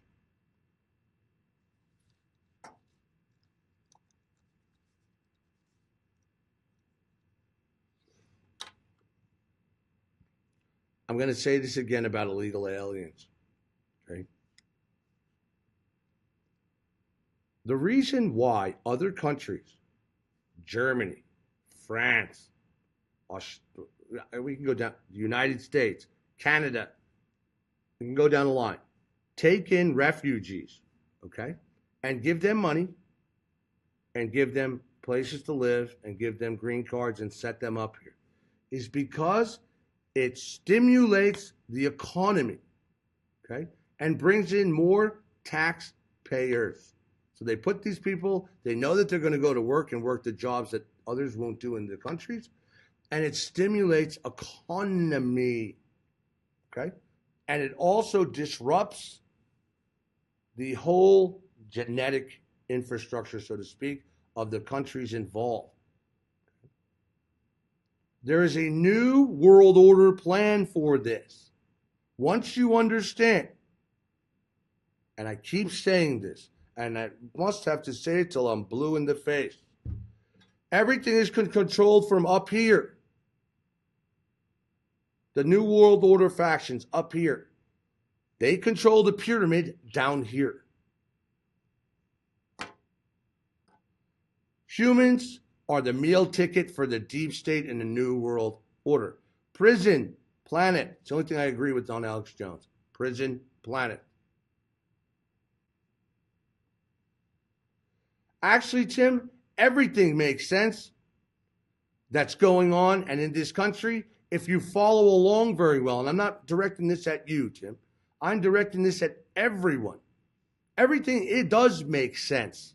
Because if you understood how this works and how it's worked since the inception, since our inception, you will understand that this back here They are the puppets. The presidents are the puppets. Everybody's the puppets of New World Order. I don't believe in that. Someone is saying people cannot just be deprogrammed. They spend a lifetime being deceived. I'm going to tell you what. You don't have to show me something 10 times until I get it. Okay? The signs are everywhere. People don't want to pay attention to them. That's the problem. They don't want to, they live in denial. So until people live in acceptance and understand, they are going to continue to live in denial, and they're going to continue to go around in that rat race and go right around that hamster wheel, doing the same things over and over again, expecting different results. And you know what the definition of that is? Insanity. Everybody likes to put blame on everyone else but themselves. When I fuck up or I don't get something, guess whose fault it is? It's mine. It's not President Trump's. It's not anybody else's. It's my fault if I fuck up. Okay?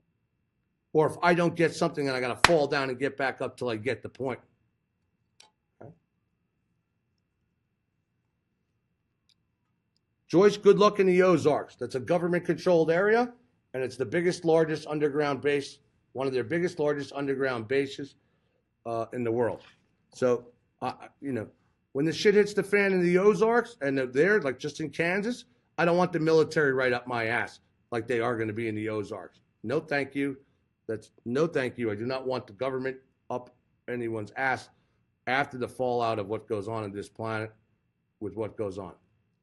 People have got to stop procrastinating. People have got to stop making excuses and start acting and becoming part of the solution, not continuing with the problem. That's why I'm so proud of our volunteers. I want all 50 state pages to be sharing their state news, our main stories over to their pages, and we could saturate Facebook and get thousands and thousands and thousands of people accurate news from all over the United States, and then from our own news network, which will be capturing those stories, and then people can go to the one and go, you know how many people are going to be helped by getting the real true news, and they can count on that, and then any of our private investigations with our own journalists covering serious stories. Okay. That makes a huge, huge difference. Huge difference. We would unite then. We have chapters in every state, other countries, Australia, Canada, England, everything. You're not going to fix this with a march on D.C. I'm sorry to tell you. You're not going to fix it. But what I will say is that if those people who are open-minded and are not in this division of the left and the right want to make a difference, it takes unity. It takes teamwork. It takes hundreds and hundreds of people working together, thousands then as it grows, working together for a cause. Let me get into this because it's already, like I said, it's 8:30 here, and it's 11:30 for you guys as well. Now to the remote Papua New Guinea highlands, where a powerful earthquake and several aftershocks have caused landslides and damaged roads, killing up to 14 people, with unconfirmed reports of up to 30 dead. Aerial video footage revealed new erosion on hills near the Como area in Hilla province. Dozens of aftershocks rattled the area, including a 5.7 magnitude quake on Tuesday afternoon. The 7.5 magnitude earthquake that rocked the region early Monday damaged the country's mining and power infrastructure and led ExxonMobil to shut down its liquefied natural gas plant, the country's biggest export earner. Landslides have become Indonesia's most common natural disaster, killing more people in a year than earthquakes, floods, or tsunamis. On February 22, a group of farmers was buried while working at their rice fields when a hill collapsed on top of them. Allahu Akbar, Allahu Akbar. The danger looms mostly in densely populated mountainous areas like Banjarnegara in central Java. Here, 70% of the land is prone to landslides, putting 1 million people in immediate danger. Early in January, 51 houses were destroyed, and villages were cut off after the land collapsed. Everyone managed to escape in time. Sri Rohana and her husband ran out of the house when huge cracks started to appear. It was raining, and we were all sitting together at 7 in the evening. Suddenly, You know what astonishes me about this? This massive earthquake here, right? Massive earthquake with tons of aftershocks, large ones, lots of destruction in Papua New Guinea. You don't see this on our mainstream media, a little blip, okay, and nothing else about it. This is my point. They don't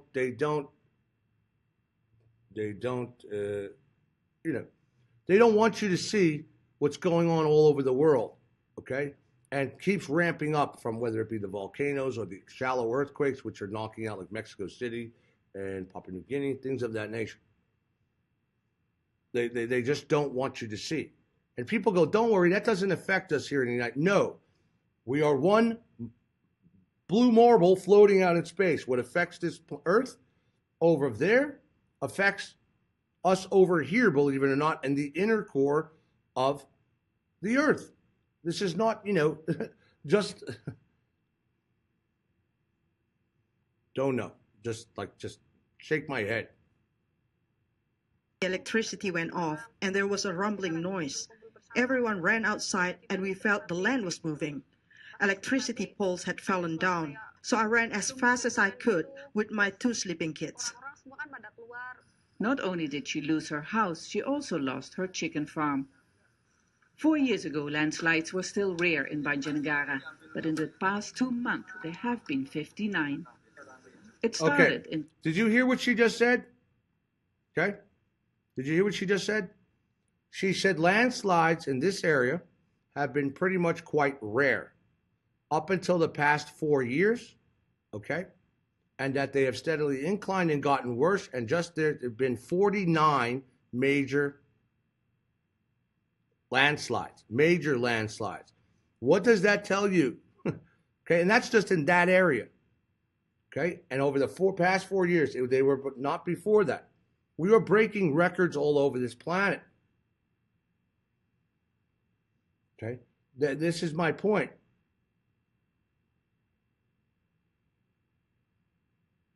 Massive landslides, massive uptick. This is what my point to everybody with this destruction all over the planet in all these areas, right? And flooding, acute rain, cold, snow, sleet, volcanic eruptions. They're all breaking records that we've never seen before or heard of because it's just keep getting worse. And this is God giving you the signs. This is not a joke. People go, that's not happening here. Really? We'll go to the United States and let's just see all the flooding in the Midwest. Okay? And now we're about to get hit by another massive nor'easter, bombazilla, bomba, cyclone, new words, okay? Now they're bomb cyclones. Let's just change it. They have to change it for a reason because they know more of them are coming because the planet is changing and the magnetosphere is changing. It's like bang head, bong, bong, bong, bong, bang head against wall. Pay attention. God. Bless it. It's like, for real? Whoa. Sorry, it just gets me heated that people don't, it's, the flooding in the United States has been horrible and around the world. In 2014, then more than 120 people died when a landslide buried a small village. Logging, intense agriculture, and a rapidly growing population are seen as the main causes. Apa yang terjadi saat ini? Why do we see more landslides? Now you listen to this guy, right? Listen to him. This guy's going to tell you it's the people causing the landslides and the disruption, okay? So I guess it was the people that just smashed them with these earthquakes, right? Pay attention. It's always the people. Global warming caused by carbon monoxide from people. That they wanted to tax everybody for carbon tax. Bullshit. The planet really is changing and warming up and changing its climate because its magnetic shift is changing and its poles are shifting. You know what I'm saying? It's like, let's blame it on the people. It's always the people's fault. One of these volcanoes that erupts puts more shit in our atmosphere than the city of LA or New York could do in hundreds of years. Pay attention. And volcanoes erupt into our atmosphere on a regular basis, and now more than ever, because they're heating up. And I wanted to get to some key shows after this world news having to do with some very serious events that have happened over the past 3 or 4 days. So I want to get through this for everybody, so I'll stop interrupting. Tax us for breath. That's right, Chuck. Tax us to breathe. You know, for real? More New World Order. Yes, Denise, people are in denial. Well, guess what? When you get in denial, the next thing that wakes you up is reality. And when it wakes you up, guess what? Wham! And then you're going to go, oh my God, I'm sorry, it's too late. I didn't want. Okay? No. That's why with Survival Group and MFA News combined, we want to bring what's going on around the world to everybody like this, 24/7 of what's happening all around the globe, from earthquakes, volcanoes, massive weather thing. You understand how people should be prepared, not this little BS stuff that they show on the Weather Channel. We want people to be able to be prepared, have escape routes, be part of the program, to have the escape routes lined up of where they could plan to go. God forbid there's that they have the communications needed when the grid goes down, cell phone service goes down, and the like.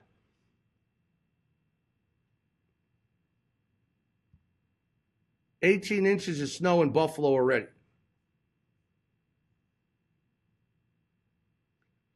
Trevor, very well said. Too late is not survival. And people don't understand, and I'll say this then, and I'm not going to interrupt the rest of the news unless it's something important. People don't understand something. Most people, when I say the word people, I'm not talking directly at people here. Most people don't understand that if they are not set in the survival mentality and understand what's going on as a whole, and that starts with getting true news and facts and deciphering what's real and what's not. And if you do not have a network set up and you're not part of a network, you're going to be on your own. You're going to be that person like Hawaii. What do I do? A missile's on its way in. A missile's on its way in. What do I do? Where do I go? Where do I go? What are you going to do?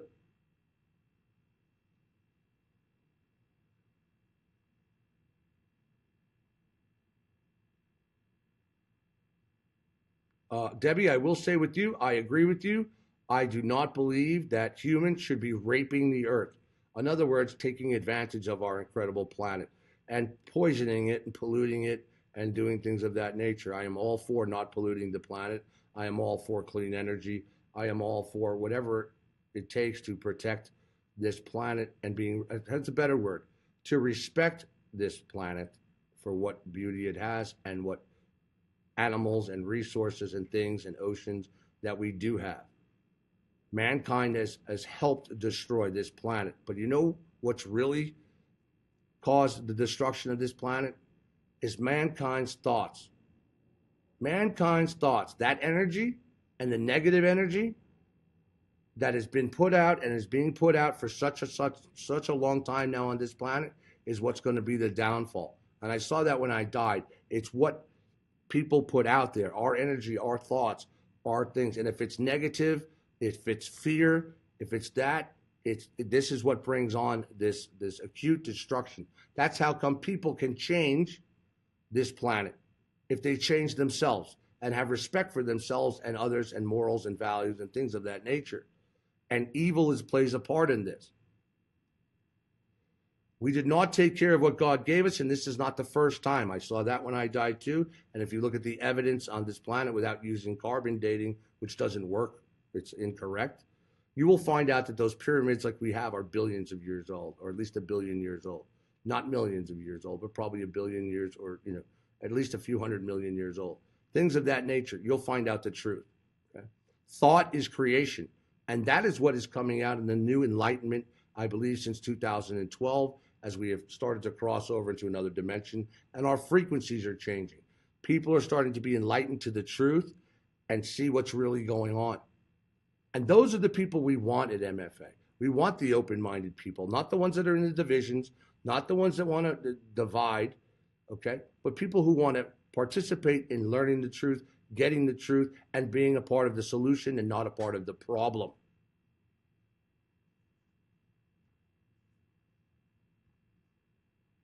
landslides and floods. It's an accumulation of environmental destruction, of riverbeds, deforestation, and that's been happening for decades.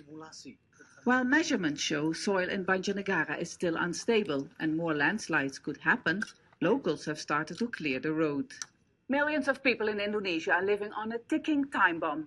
Every rain shower could cause another disaster, destroying lives, property and livelihoods.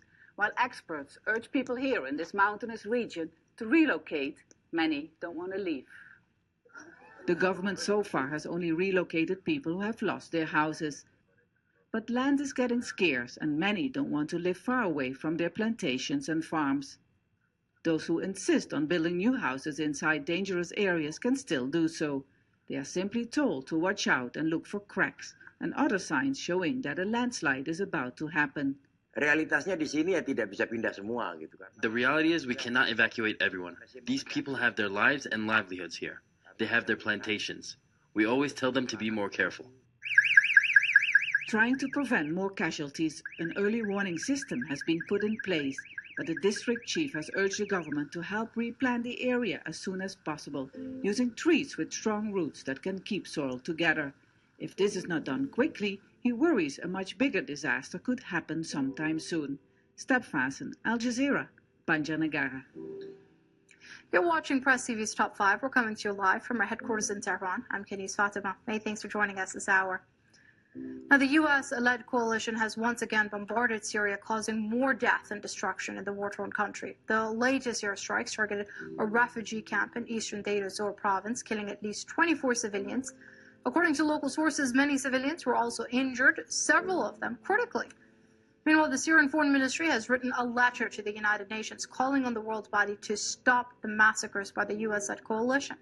The ministry said the coalition's only goal is to undermine Syria's sovereignty and territorial integrity and prolong the crisis.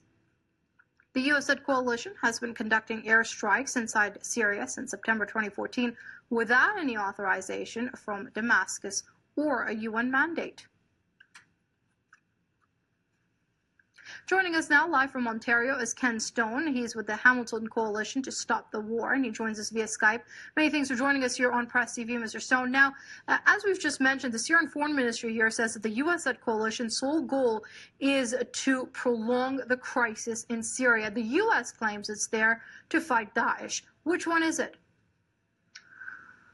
I go with the Syrian Foreign Ministry. They are absolutely correct that the U.S. has been in Syria and is now there in Syria to prolong the crisis. The U.S., along with the help of the Canadian government, interfered in Syria since 2011 using proxy armies of terrorist mercenaries in a regime change operation to try and bring down the government in Damascus. But the Syrian government responded by inviting in its allies, Russia, Iran, and Hezbollah. And in 2016, they liberated the big city of Aleppo and brought that regime change operation to an end. But the United States has still persisted in prolonging the crisis by occupying a part of Syria east of the Euphrates, where Syria's oil industry happens to be mainly located, and they are amassing right now a force of 30,000 recycled terrorists from ISIS and Al-Qaeda in an attempt to... Stop. What's he say? Did you hear what he just said? And I said this for months, okay? People should really listen to this and not between themselves on this messaging group. I'm trying to tell this to everybody. A lot of people talk amongst themselves in here instead of, and that's great. I love that. But during news things, people should pay attention. You want to know why? Did you hear what this man just said? And this is key. If you are a U.S. citizen, okay, the U.S. has now taken,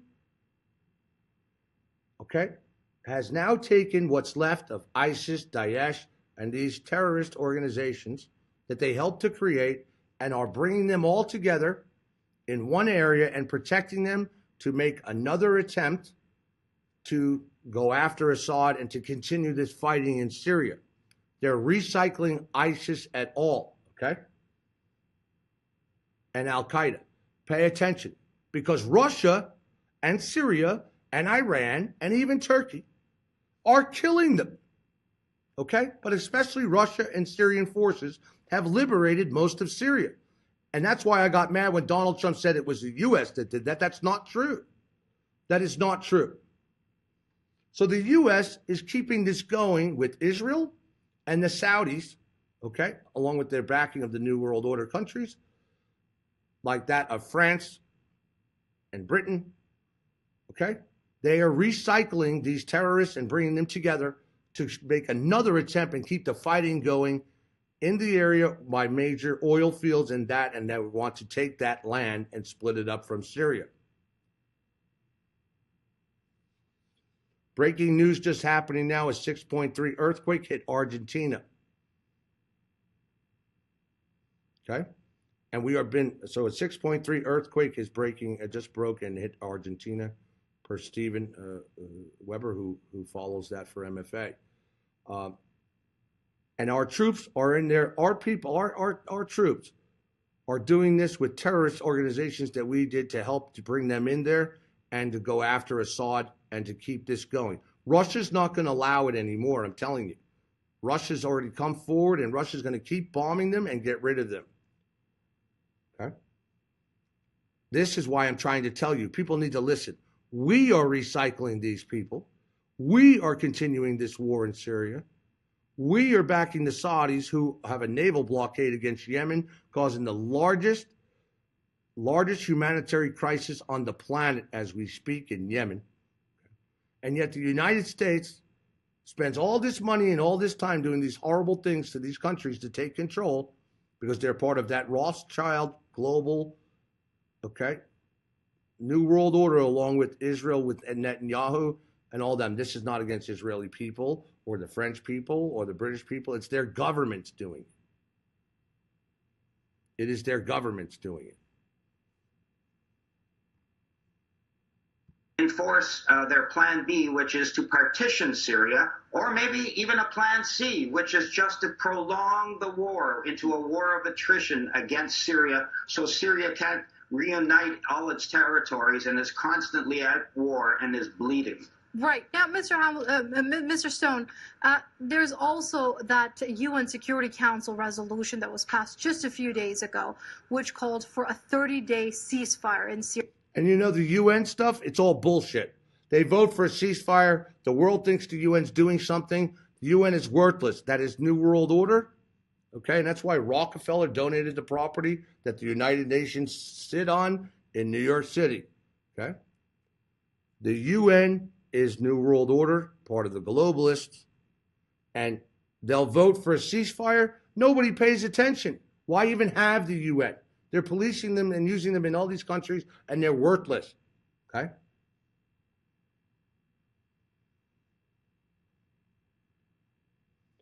Yes, Larry, that is for sure. The U.S. has been on the wrong side in Syria from the beginning. We created it. We want to take over Syria. We wanted to get rid of Assad. We wanted to put in a puppet president. Okay? And this is what we did in Ukraine. This is what we've done in Libya. This is what we are currently, we did it in Iraq. This is what we are currently doing down in South America, in certain countries there, Venezuela being one of them. We want to put our puppet presidents in. When I call puppet, that's a controlled president backed by our country and our CIA, and they just put them in there so that they can take control of the country. And if they can't do that, they create civil war, unrest in there, bankrupt the country, cause massive death and war, to take over, get in there, and eventually get rid of the president and start over using their own for control. This is a sick system. It is horrible, and it was not going to stop until it continues to be exposed more and more. And mainstream media on our end is covering it up in this country. At least in Europe and other countries, they show more on the news about the true crises that are going on.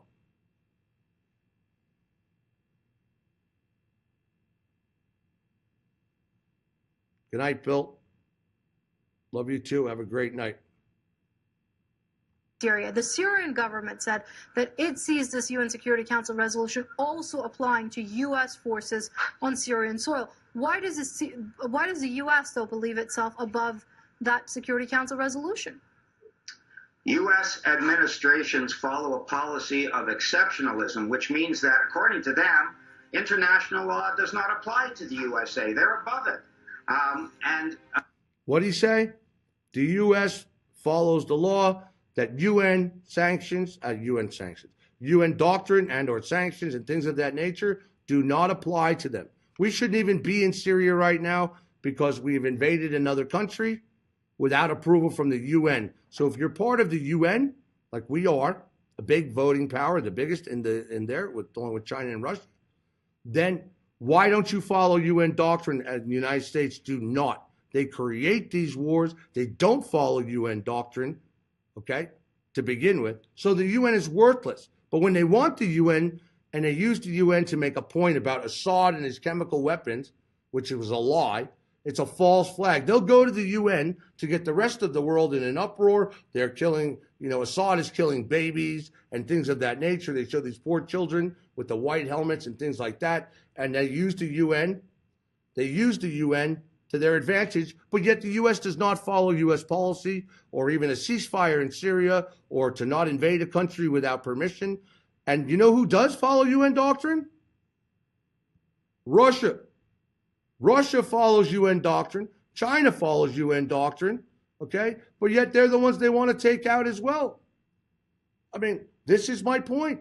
The U.S. does whatever the fuck it wants, and no one says anything, meaning in our country, and most American people do not even understand this, that we do not even follow UN. We invade countries without permission. We do not, all the above. Now, if Russia did that, right? If Russia did that, we would be slamming them in the UN, or China did that, or Assad did that. We would be slamming them in the UN, saying that this is unacceptable and we need to go to war, or we need to put in sanctions to do something against them to stop this, etc. Just like they're putting UN soldiers all around Russia, along with top weaponry and missile defense around Russia, as well as offensive systems to go after and invade Russia. And Russia knows this. That's why the only way for Putin and them to take advantage of this, to be on the upper side, is to develop, like he came out with, his stronger, better nuclear weapons to say to the world, listen, leave us alone, or if we are attacked, we will attack you. And they are prepared to do that. Their people do bunker drills. Their people do nuclear drills. They have bomb shelters and big nuclear hardened shelters for, at least 1 million of its citizens.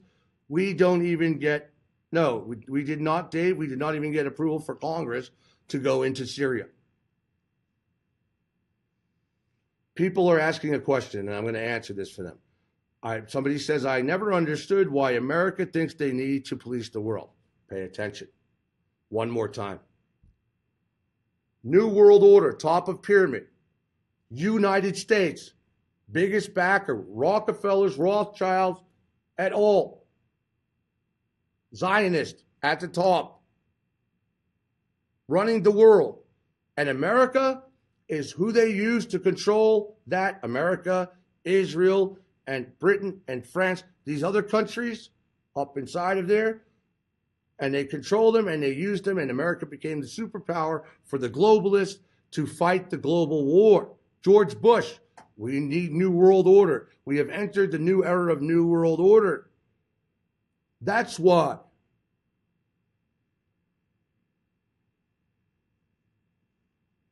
We are part of the globalists. And the presidents that are put in are the puppets there that are the face for it. And just like we moved the embassy to Israel, things of that nature, back Benjamin Netanyahu, another corrupt piece of shit, okay? Going down for indictments as well. They're all corrupt, and they're all part of the New World Order at the top. So that's why, and America has used its great financial abilities, in other words, our hardworking tax-paying dollars, to feed this globalistic agenda, as well as our soldiers and their lives to go around the world fighting these New World Order offenses to take land, resources, and the like.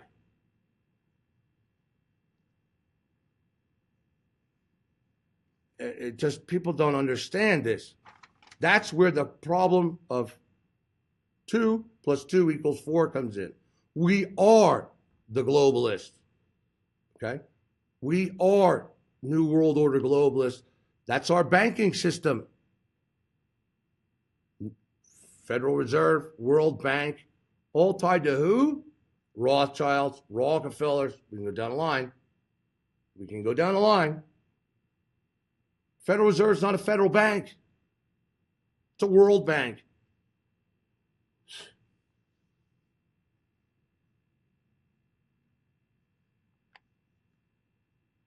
That is correct. As Kathy just said, they think they are fighting for our country, but it's for New World Order gain.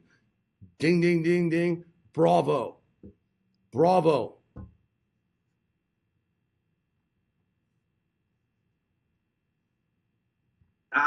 They feel that they can go ahead and do whatever they want, wherever they want in the world and in Syria. They do not. They want this truce to apply to East Ghouta because they want to protect their proxy armies of terrorist mercenaries in East Ghouta. But they don't want the truce to apply to them east of the Euphrates because their plan there is either to partition Syria or to prolong the war in order to bleed Syria longer and keep Syria from being reunified. All right, we're going to have to leave it there for now. That's Ken Stone with the Hamilton Coalition to Stop the War, joining us via Skype from Ontario. Mr. Stone, it's always great having you with us here on Press TV. Hello. I have to say something. People like to point the fingers at, the Bushes are what's a big part of wrong with this country. The this ones are wrong with this country. Pay attention. All of them. All these presidents. All of these presidents. With probably the exception of one, but he even participated somewhat, was JFK. And he got killed for it because he stood up for it and he was exposing it. All of these presidents are puppets of New World Order. Whether they're Democrats or Republicans, it does not matter. Once you are part of that system and you are participating in it, understand our entire system is controlled by globalists, from our banking to the industrial complex, military-industrial complex, to our religions. Everything is tied to New World Order globalists. So if you think your hard tax-paying dollars are going to pay for somebody in the government's job or something of that nature, pay attention. It's paying for all of this around the world, and it's chaos.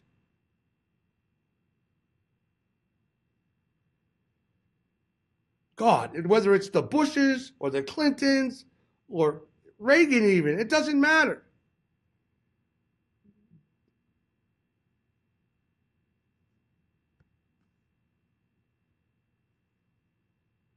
Again, crime is on the rise in Rio de Janeiro, and with the Brazilian police unable to curb the violence, the federal government has taken the drastic measure of putting the army in charge of security.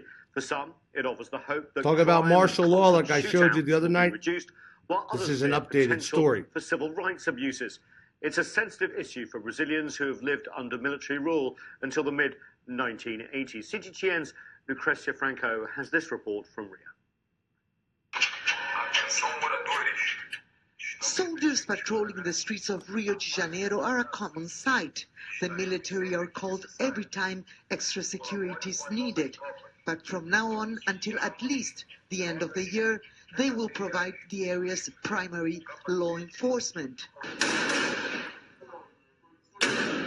Shootouts between drug gangs and the police take place regularly, while incidents of gang violence and robberies also marred the just-ended carnival celebrations. Official figures show an 8% increase in killings last year over 2016 and a 26% jump since 2015.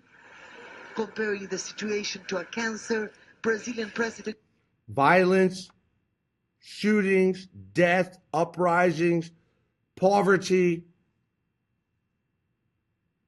Everything is on the rise around the globe in many, many countries. Pay attention. Just like the weather situation, you have the same situation with the uprising in crime, famine, loss of jobs, etc. That's why you're seeing these uprisings in many countries across the globe.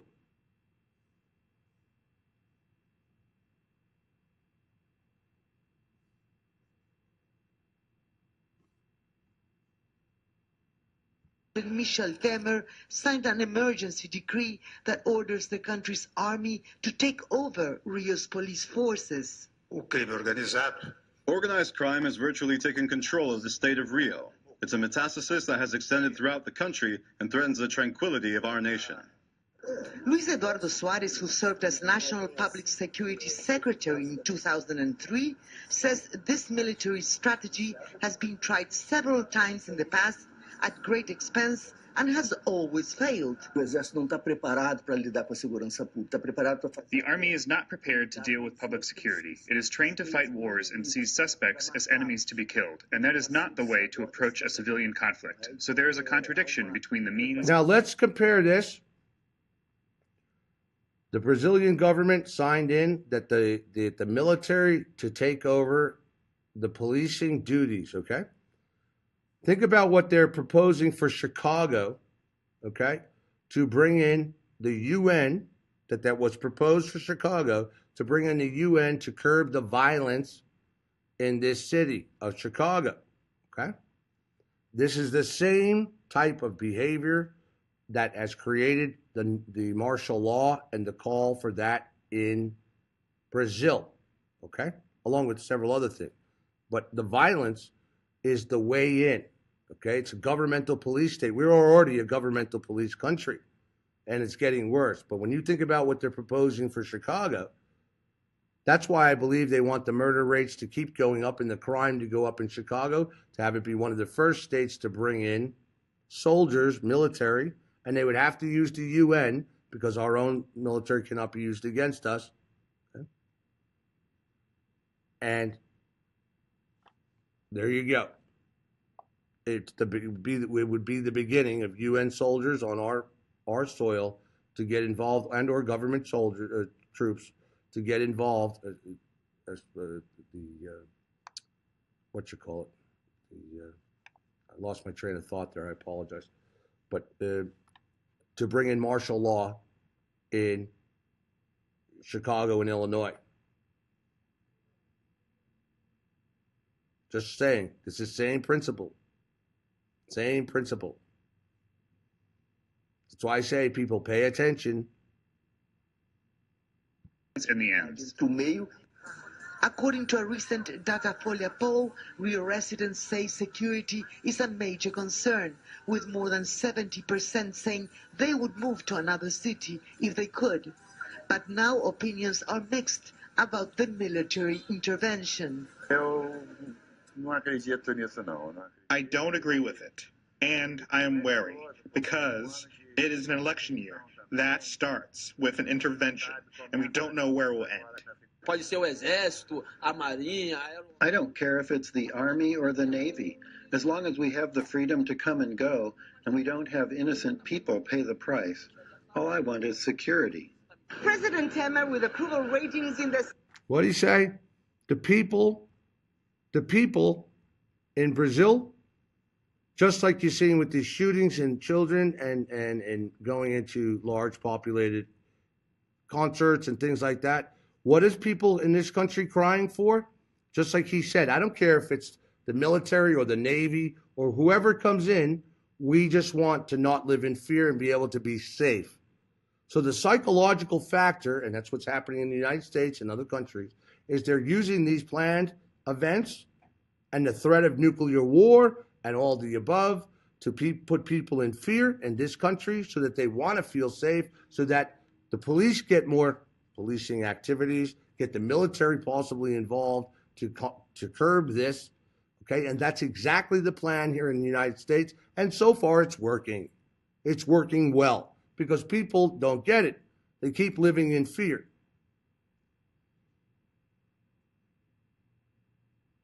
They want to feel secure. So to feel secure, the military comes in, they say that, and fear control, and you get this. And then people, just like he said, the young man, I don't care if they're here as long as I'm safe and people are safe. You see? That's correct. It's exactly, they make the people think it's what they need, when in fact, it's not. It's all a scam. Okay? Think about this. If you really wanted to curb the violence in Chicago, listen, you go in there and you have the feds go in there and Homeland Security and clean up the whole place, wipe out all the gangs, the drug dealers in these particular parts of Chicago that are very bad, get it cleaned up with the local authorities, and that's that. Then let the local authorities do it. They don't want to. They want it to keep getting worse, like Baltimore. Baltimore's even worse than Chicago. And then you have the shootings. They want to control the guns. Gun manufacturers make lots of money, save themselves from bankruptcy. Government instills more fear. It is complete and utter planned chaos. And that's why if you pay attention to these other stories in these other countries, it's the same thing happening here. Our CIA does already provide most of the drugs in this country. Do you think that's going to stop? Do you really think they're going to stop providing and letting drugs come into this country? Think again. Just like the opioid epidemic. Listen, they're attacking that hard. It was like Reagan's war on drugs, right? That didn't stop the drugs, okay? It just made opioids worth more money on the market for them to make more money, okay? Just like when it happened with Reagan's war on drugs with marijuana and cocaine. Meanwhile, we were supplying and we were allowing Pablo Escobar to run tons of coke into this country. Same thing with the Contras, okay? We actually brought the Contras, who didn't even want to fight during the Cold War. We wanted the Contras with the Iran-Contra scandal. We supported them. The CIA backed them. They gave them guns. The Contras didn't even fight anybody. It was a bunch of bullshit. We even brought them to the U.S. to train them, okay, with a CIA operative to train them on his property with the pilot that was running the guns there. True story. It actually just came out in the movie, okay, with Oliver North behind that and, and Reagan.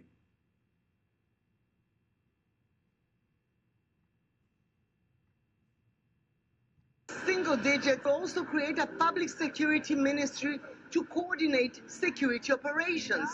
Some analysts, however, say the measures may be motivated more to help improve the image as a law and order leader ahead of the October presidential elections.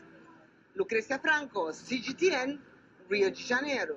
Artificial intelligence has the power to change society.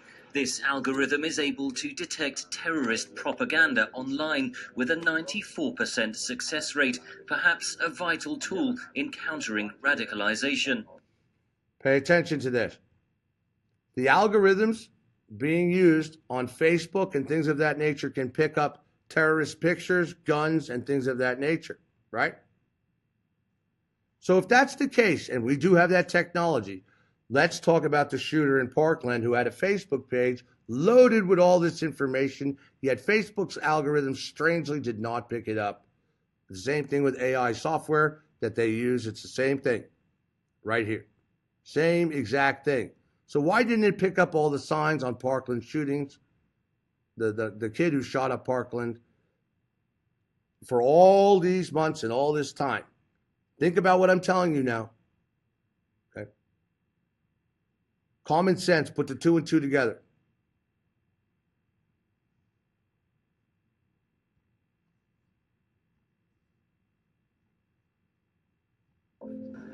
Despite positive breakthroughs, there are potential dangers with AI, according to a new report.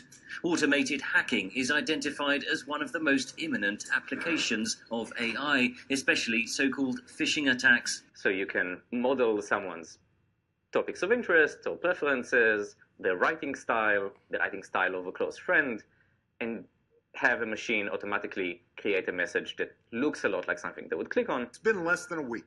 Programmers from the University of Washington last year built an AI.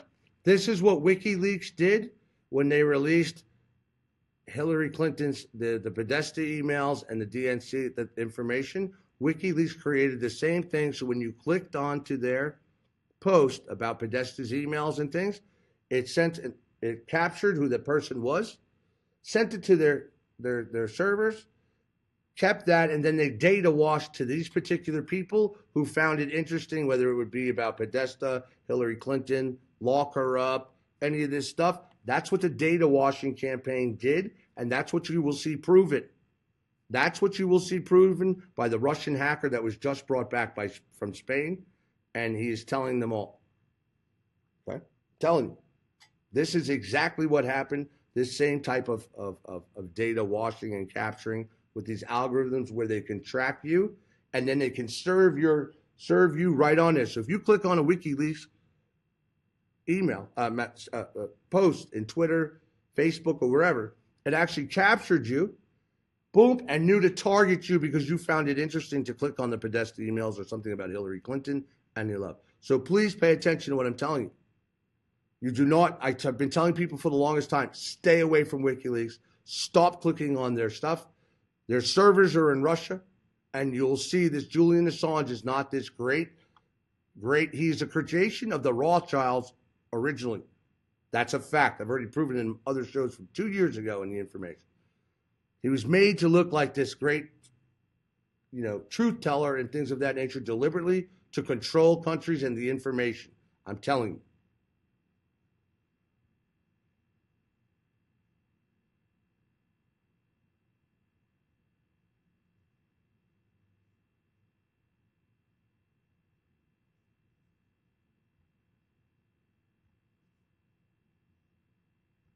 Algorithm to create a fake video of Barack Obama, allowing them to put any words into the former president's mouth. You create videos and audio recordings that are pixel to pixel indistinguishable from real videos and real audio of people. There is much excitement over self-driving AI cars, with big tech companies alongside giant car makers vying to be the first to market. But there are downsides too. You can have a car that is as good or better at navigating the world than your average driver, but you put some stickers on a stop sign and it thinks it's go at 55 miles per hour. As long as we haven't fixed that problem, we might have systems that are very safe, but are not secure.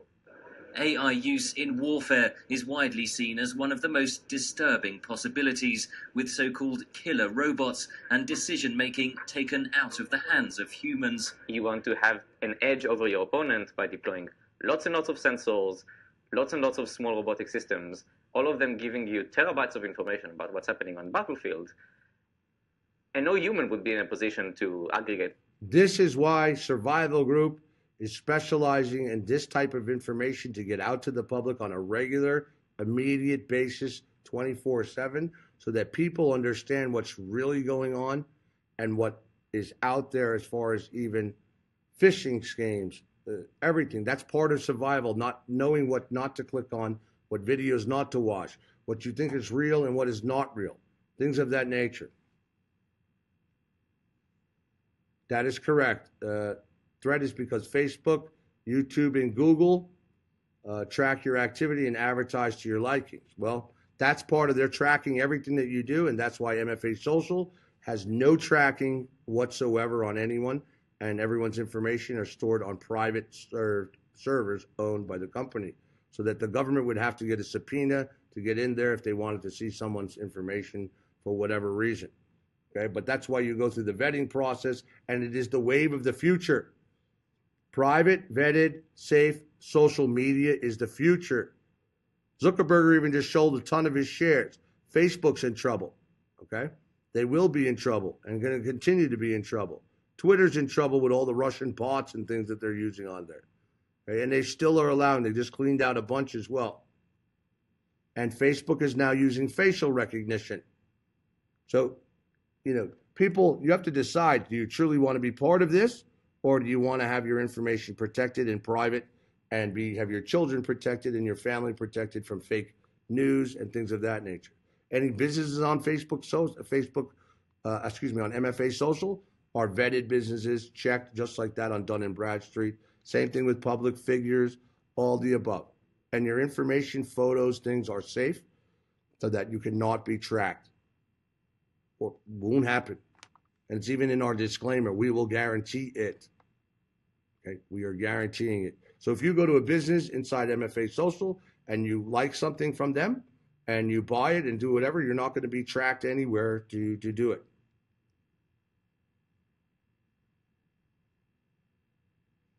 And you're going to see that with the new gun laws coming out, that they're going to take HIPAA and open up HIPAA to allow them into the background check. So now your medical records, beyond belief, will be exposed and open in this computer system.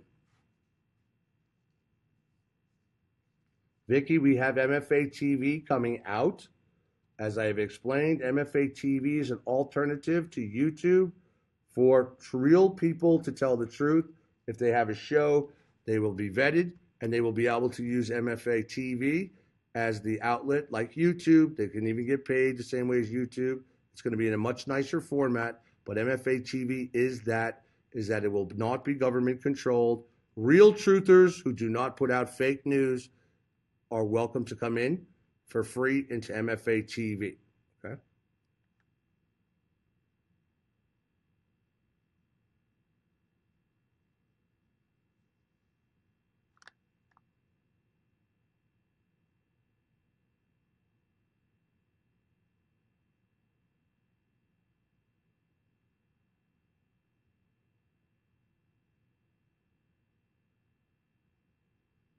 Sorry, I was reading comments. This is the future, okay? This is the future.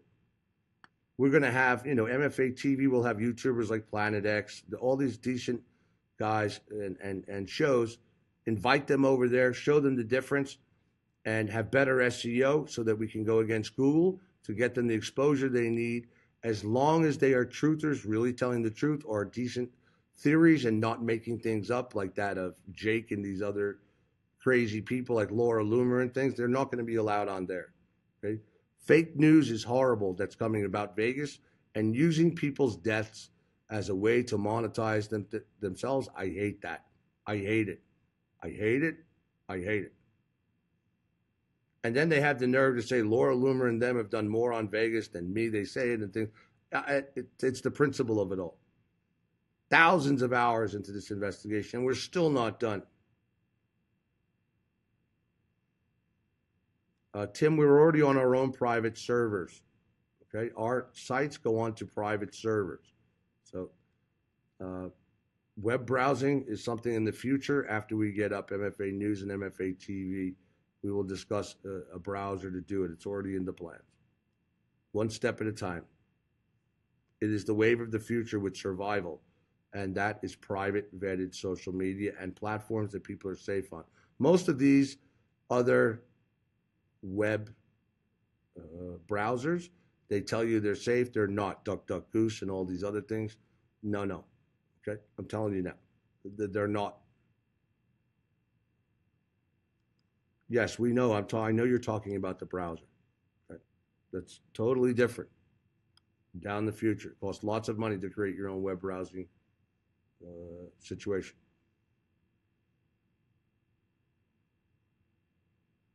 Yeah, DuckDuckGo. I called it DuckDuckGoose, but that's what I call it. DuckDuckGo. I call it DuckDuckGoose. I'm just saying. It's like I call Chinese, the president of China, Xinjiang Ping Pong. I call him Ping Pong. He's a ping pong, all right. That information, so you would start having decision recommendation systems. At this point, do you still have meaningful human control? There is also the danger of AI being used in mass surveillance, especially by oppressive regimes. The report authors stress the many positive applications of AI, but they hope many of the potential dangers can be preempted and say AI itself will likely provide many of the solutions. Henry Ridgewell for VOA News, London. The federal government continues to tighten health standards for the nation's water supply. A recent study says local water systems across the country continuously fail to meet these requirements. Trinity Chavez with the story. Tainted tap water isn't just a problem in Flint, Michigan. According to a recent study, millions of Americans are exposed to potentially unsafe drinking water all across the nation, low-income rural areas being the most vulnerable. A study published in the Proceedings of the National Academy of Sciences found that Americans could consume a wide spectrum of contaminants any given year. Experts say that this could include fecal chloroform, lead, and even arsenic. This water is dangerous to drink, either in terms of bacterial contamination, too much lead, too much disinfection byproducts. There's a lot of fear. Population control some right of these here. towns are breaking Pay federal law attention. because they can't afford to meet it. The report is the first nationwide assessment of drinking water quality over at least 3 decades. Researchers looked at nearly 18,000 community water systems around the country from 1982 to 2015 and found that during that time, between 3 and 10% of the country's water systems have been in violation of Federal Safe Drinking Water Act health standards each year.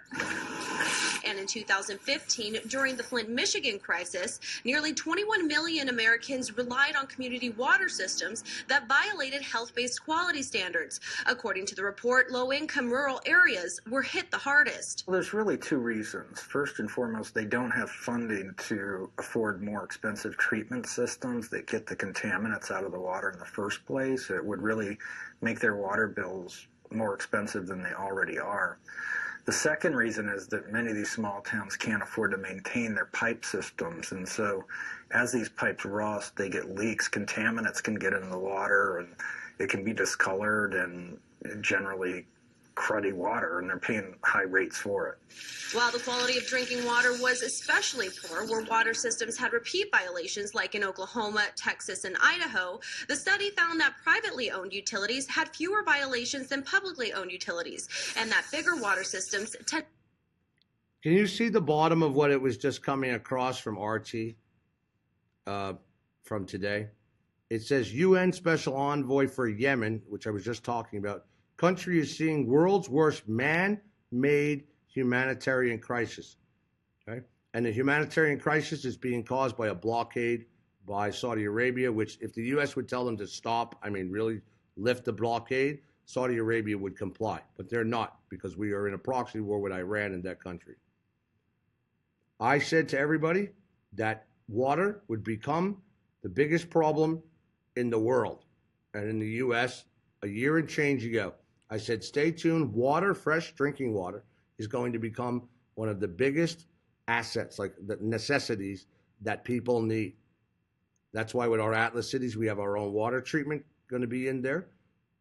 70,000 plus gallon storage, and even more if necessary for protected water through our own filtration systems. Okay, we're even thinking about, after that's created, to bottle our own water and sell it. Okay, through our own processing treatment and to sell it. And now you're going to see that they will create this water situation to protect the water. And once again, the government will run that, just like they want to get into the marijuana business as well to protect that, etc. It's all a big plan. It's disgusting. And people live in fear then. Oh, I'll pay for this water, or I'll pay for regulated water. Okay. MFA Survival Group will be selling lots of water treatment processes for your home, for if you have to be, not at your home and in a survival mode and things of that nature. We've picked the best companies that are available.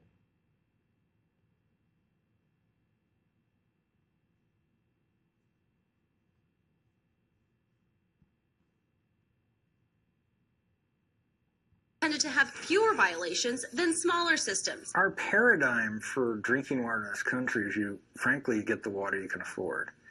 And if your town can't afford to meet federal law, that's just your tough luck. Yet right now, the only way to get money to these towns is from state or federal sources, only in the case if they experience a crisis like in Flint, Michigan. While the federal government has been working towards stricter health standards for water supplies across the country, many still believe that the solution lies within the current White House administration. Reporting in New York, Trinity Chavez. 7 News. And for today's broadcast, I wanted to bring you a headline from Strange Sounds. Apparently, thousands of fish are dying mysteriously in Argentina. Residents of Santa Rosa were left baffled after discovering thousands of dead fish had washed ashore overnight. The strange... Now, pay attention. This is a key story. Argentina just got hit with the 6.2 earthquake. If you remember, I shared some shows having to do that fish. They were talking about the strange deep fish showing up on the shores right before very big earthquakes. Okay? It's happening across the country because these earthquakes and in the waters, there's underground earthquakes happening and fissures are opening up, and not just the heat, but that of chemicals and releases of sulfur in large amounts and things of that nature are destroying the fish. Okay? And an earthquake just happened. And this just happened a couple 24 hours ago before that. And here you go. Just now. And we just had one about 10 minutes ago. A 6-point and change, and thousands of fish died mysteriously in Argentina. Scene took place along the banks of the city and had some people worried that the fish had perished due to some kind of pollution. An official examination of the dead fish determined that the animals had actually died of natural causes. High temperatures would have reduced the oxygen of the lagoon to the point that it became uninhabitable for the fish. To calm residents, the city is going to test the water on possible pollution. Now, authorities are removing the thousands of dead fish from the beach. Argentina's army was even called in to help to scoop up the seemingly endless supply of dead fish. So is this just happening in Argentina? Absolutely not. In fact, this is happening all over the world. I put together just a short list of some of the other incidences where animals have died around the world. Here's that list. Pay attention.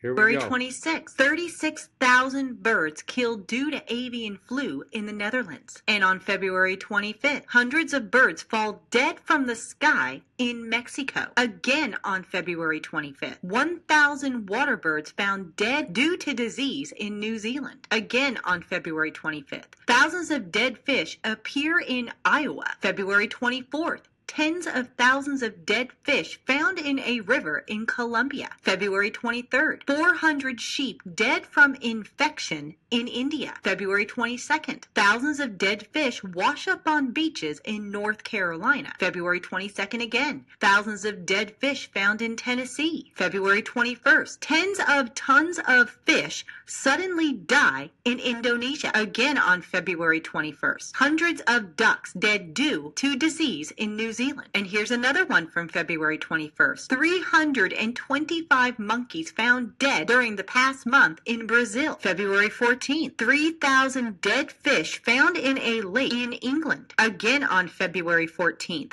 dead pelicans, turtles, and countless fish wash up in a lagoon near Sydney, Australia. February 13th, dozens of cattle dying due to disease in Mexico. February 8th, 160 tons of fish die in Indonesia. And there are even more than that, but you get the point. So why are all of these animals dying? Now, I have brought you guys this verse before, but maybe for those that have never heard of it before, the Bible tells us exactly why these animals are dying. In fact, Hosea chapter 4, verses 1 through 3 says, "Hear the word of the Lord, ye children of Israel, for the Lord has a controversy with the inhabitants of the land, because there is no truth, nor mercy, nor knowledge of God in the land. By swearing and lying and killing and stealing and committing adultery, they break out, and blood toucheth blood. Therefore shall the land mourn, and every one that dwelleth therein shall languish, with the beasts of the field and with the fowls of heaven, yea, the fishes of the sea, also shall be taken away. So this is one other sign that we will see in these last days. Animals will die. And why are they dying? Because people are swearing and lying and killing and stealing and committing adultery. Because Jesus said that iniquity would increase in these last days. So creation suffers for the sins of man. So the bottom line is, with these signs, as well as many, many others, wars and rumors of wars, earthquakes in diverse places, famines, pestilences, increase in sin, rise of the technology of the mark of the beast, what's happening in Israel right now, that is huge. But with all of these signs combined, it points us to what Scripture has already warned us about, that time is short. Now, no one knows the day or the hour when Christ will return, only the Father. But by watching these signs, it should be incentive, if we're not right with Christ, to get right with Christ before it's too late. Because the signs will increase, and they will increase with intensity. So if there were ever a time to get right with God, it would be today. And God has created a perfect way to get right with Him, and that's through Jesus. John 14:6, Jesus said, I am the way, the truth, and the life. No one cometh to the Father but by me. God sent Jesus to die for every single one of our sins in fulfillment of the Scriptures. He went to the cross, died there, was buried, and 3 days later, God raised Him from the dead. So Jesus took our sin, paid the debt that we owe. Without His payment on the cross, we would be forever separated from God, because sin separates us from God. Romans 6:23 says, For the wages of sin is death, but the gift of God is eternal life through Jesus Christ our Lord. Romans 3:23 says, For all have sinned and come short of the glory of God. So Jesus created a way for us to get right with Him through His sacrifice on the cross. And there is no other name where we can be saved but by Jesus Christ. Acts 4:12 says, Neither is there salvation in any other, for there is none other name under heaven given among men whereby we must be saved. Jesus is the only way to heaven. If we can receive the gift that He's given us for free, we can be saved. Ephesians 2:8 says, For by grace are ye saved through faith, and that not of yourselves. It is. This video will be updated.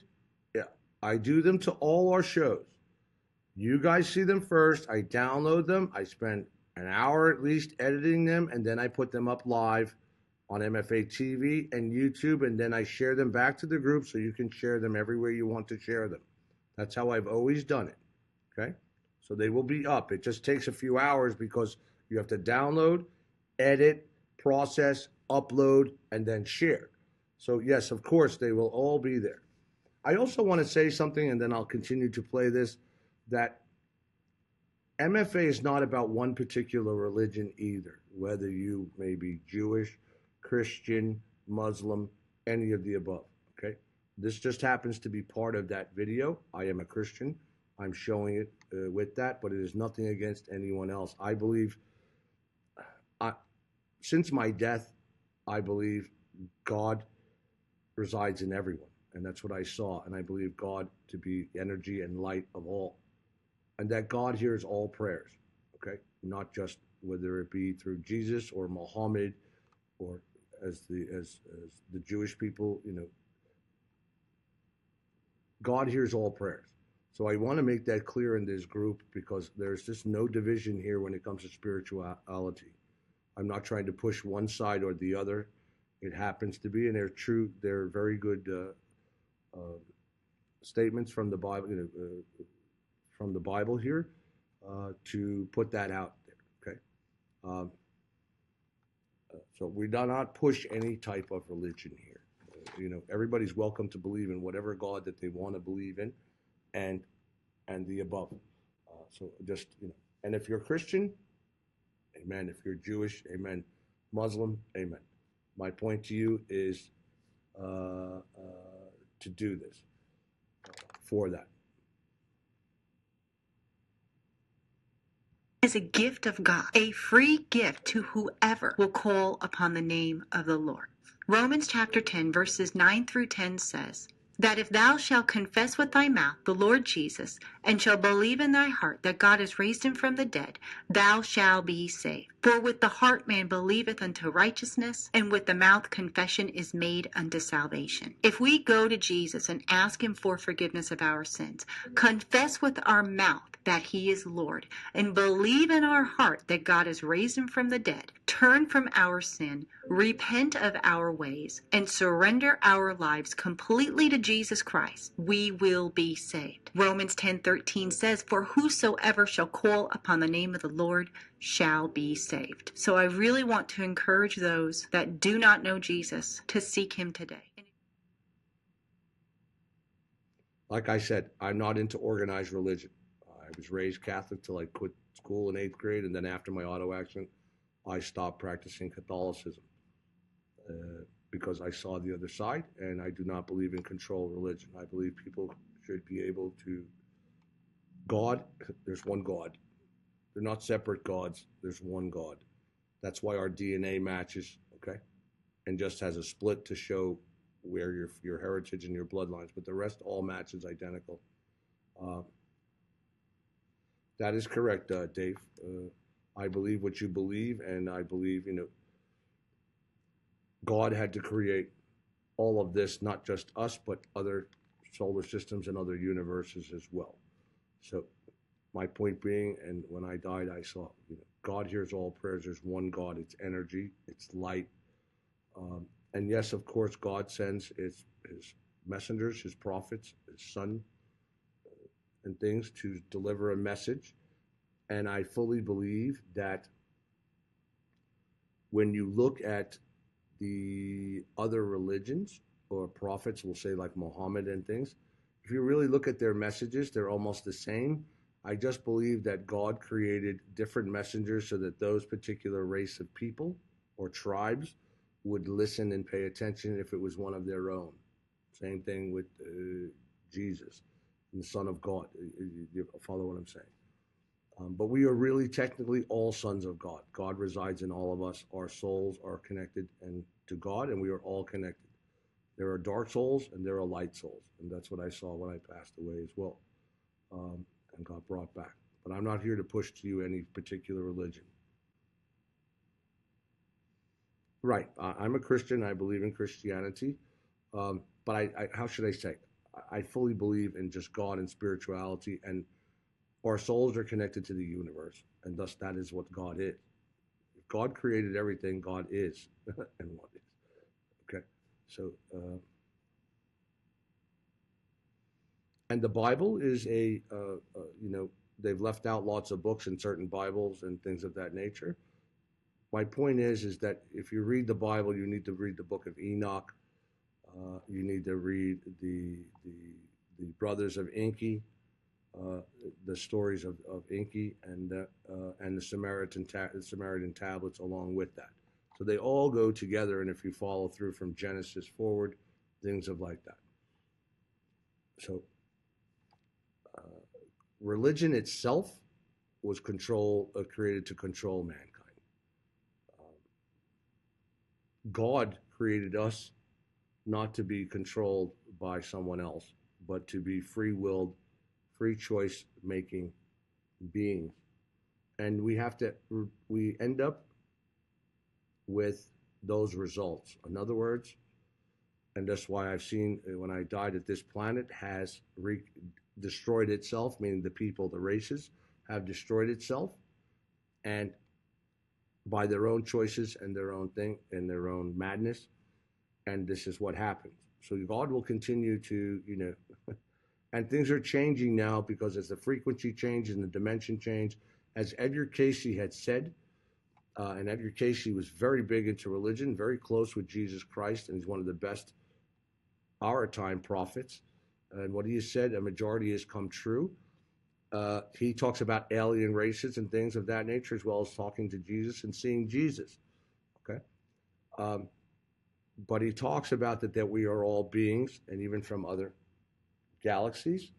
And thus, we are all part of God. That's just what I'm trying to say. So, I want to get into this quick. I know it's late, but I really want to show this video, so just give me 1 second here. First, 12:30 p.m. Mountain Time. Thursday, March 1st, 12:30 p.m. Mountain Time, 2018. Guys, a couple of days ago, I shared this temperature map with you guys that was sent to me via email from a young lady by the name of Sonia. And she made an observation of an unusual temperature of 108 degrees at 3 o'clock in the morning on this temperature map out in the Gulf of Mexico. I opened this up on the morning of the 27th, just a couple of days ago. I was going to look into it a little further to see if maybe it was a glitch or if it wasn't a glitch. At the time, I wasn't sure because, like Sonia, I'd never seen that either. Apparently, this is not a glitch. The temperature is fluctuating. It is still at well over 100 degrees now. It's at 129.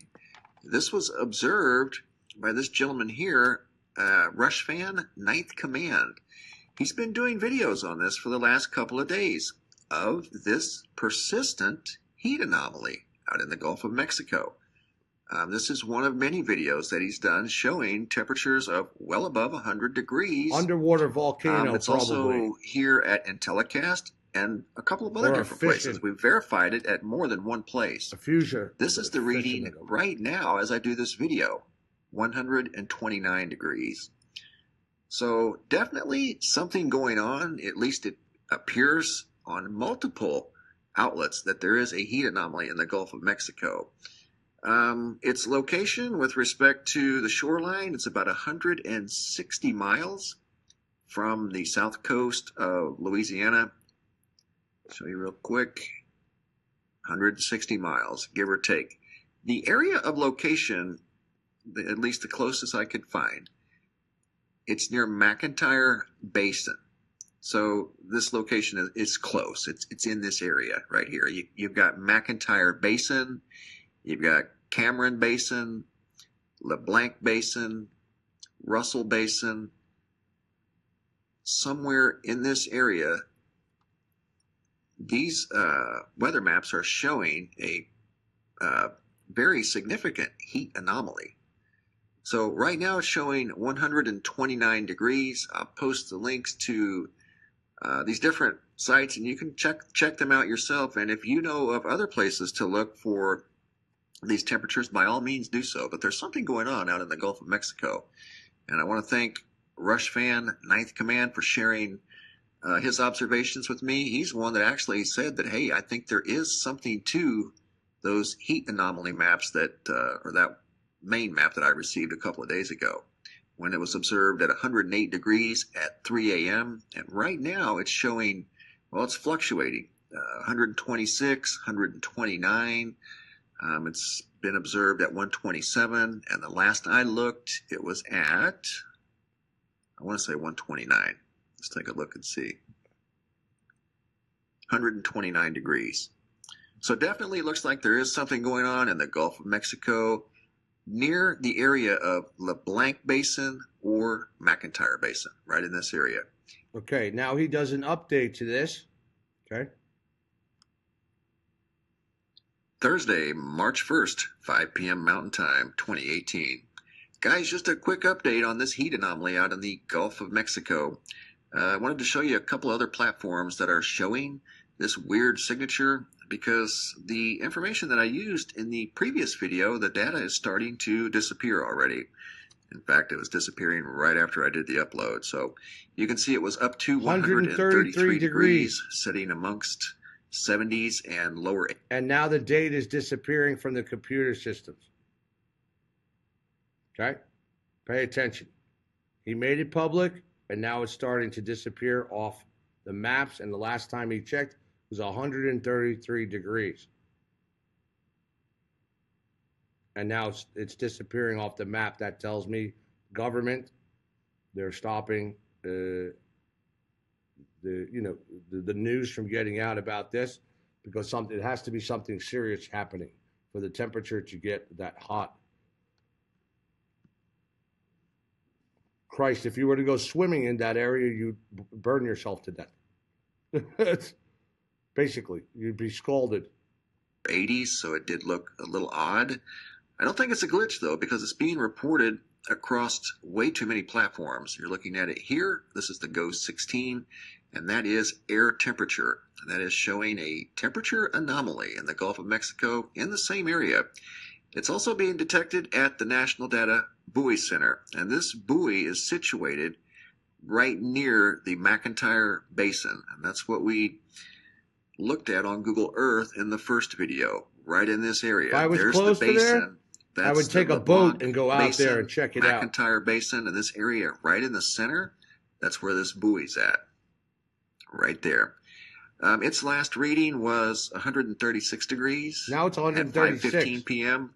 The dew point was 131 degrees. So again, here's another platform that's showing these very bizarre temperature readings. And if you look at the historic details from this buoy, you can see that it's consistent all day long into yesterday. And this was being observed clear back on the 27th, maybe as soon as the 26th of February. So it's not like it's new. It's just kind of being discovered today. But you can see its last reading was 134.6 at 5:35 p.m. And then it was even as high as 138 at 4:15 p.m. Fluctuated a little bit around sunrise, dropped to 113, and then it went up to 125 right after sunrise. Now, midnight last night around... Let me throw this out there to you. I want you to think about something, okay? I want you to think about something. What if hurricane season's coming, right? The warmer the Gulf, the bigger the storm, right? Any storms that go into the Gulf, they warm up there and they become very strong storms. What if it's not an underground volcano? And what if it's us as the government heating up the ocean some way, somehow, microwaves, some other way, okay? Heating up the Gulf of Mexico to ensure a ferocious hurricane season. I want to throw that out there to you. Okay? Just a thought. The hotter the Gulf, the warmer the Gulf, the stronger the hurricane. Okay? And if it is volcanic activity, it's going to cause the same problem. Okay? In other words, the Gulf will become very warm by the time, if it keeps going at that rates and those temperatures, by the time hurricane season hits. Okay? Now, if it's seismic and volcanic, okay, I'm just throwing that thought out there to you because it wouldn't surprise me a bit.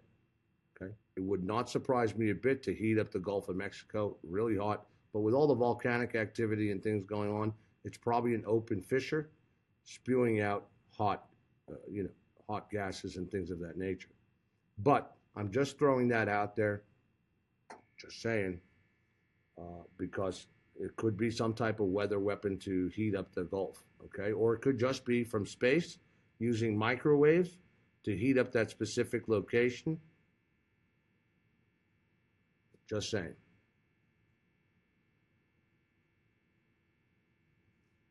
Just saying. The hotter the Gulf, the stronger the storm. Just remember that. And last year we had proof that these storms they're planetary created, but they've been manipulated by the government. They heat them up. They heat these storms up, and that's why the one in Texas sat over Houston for so long, producing so much rain, and people called me crazy for saying we'd have over 50 inches of rain. And sure enough, we had biblical rain.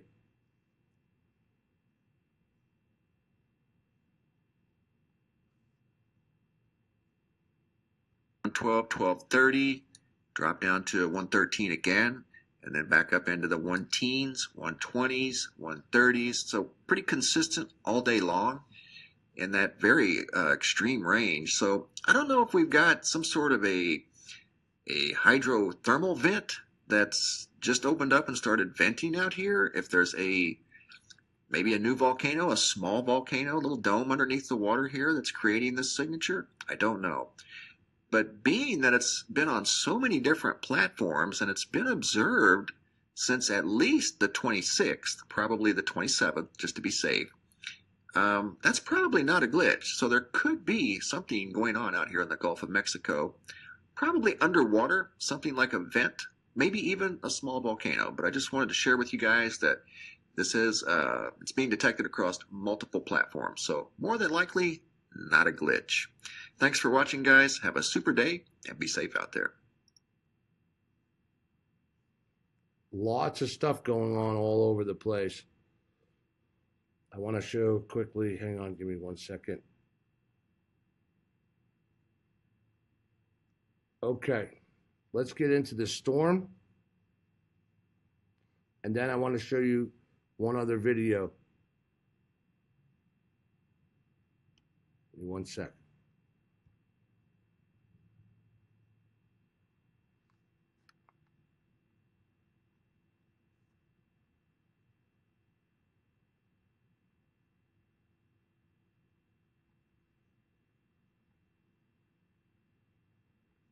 March 1st, Thursday, 8:30 p.m. Mountain Time, 2018. Guys, I want to touch briefly on this big storm system that's moving into the upper northeast right now as I do this video. Tens of thousands have already lost power, and it's only just begun. I'm going to start this over because it's important, and this is about the northeast major storm that's coming, and people are already out of March 1st, Thursday, 8:30 p.m. Mountain Time, 2018. Guys, I want to touch briefly on this big storm system that's moving into the upper northeast right now as I do this video. Tens of thousands have already lost power, and it's only just begun. If you look real close, these are wind totals right now, and you can see they're moving from west to east. As they're moving, they're getting stronger. The major horsepower, the generator right now, you can see it starting to rotate, is over Ohio. That's just one component of this very complex system. It's going to get quite large, and there are going to be many power outages, so just be ready. If you're up in this area, be ready. We're going to go over this in more detail tomorrow. And this but I wanted to storm is a perfect area where being part of survival group would help you with power outages. I'm sure cell phone coverages will be down at times to where you would be able to communicate with your family and other survival group members in that area, as well as have access to the internet and communications with your family and friends, okay? Just saying. And this is why survival group is so important and people getting together to help and protect themselves and their family. Situations like this and these storms are just like this are gonna keep getting worse. The tornadoes, the nor'easters. Where is the area again? This area is the Northeast United States. This is another perfect storm. This is serious stuff here. This is a big site. This is going to become this cyclone. Put out a heads up just in case you hadn't heard. I'm sure most of you have by now. There have been many alerts go out. They're even talking about in some stories they expect to lose homes in this major nor'easter. And it is, according to the models, it does look like it's going to be yet another overachiever. Look at that. Friday is going to be the pinnacle of this storm system. And as you can see, some of the wind totals are in excess of Category 1 hurricane force wind speeds. So you're talking 90 miles an hour around Boston. And I want to show you an area on Google Earth, Cape Cod Bay, Nantucket. Long Island is going to get hammered where I'm from. Coastal Boston.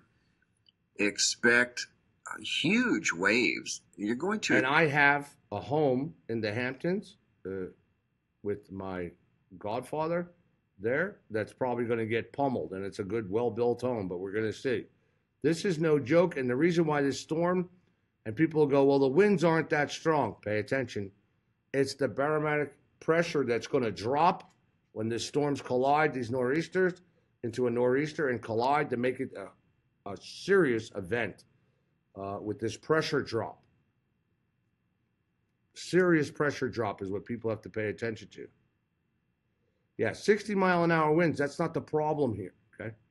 It's part of the problem. But when the barometric pressure drops, the storm strengthens so much, you could end up with severe rain, snow, flooding, and winds.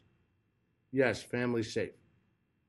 Well, Long Island is not safe at this moment until this happens. My daughter and others are in New Jersey. They'll get some of this storm, a brunt of this storm, but not like Long Island, not like Manhattan and Long Island and the rest. And the water will come up, and I've been part of this system. Yes, and guys, I will get this video downloaded and edited ASAP. Take a few hours so it's up for you guys to share.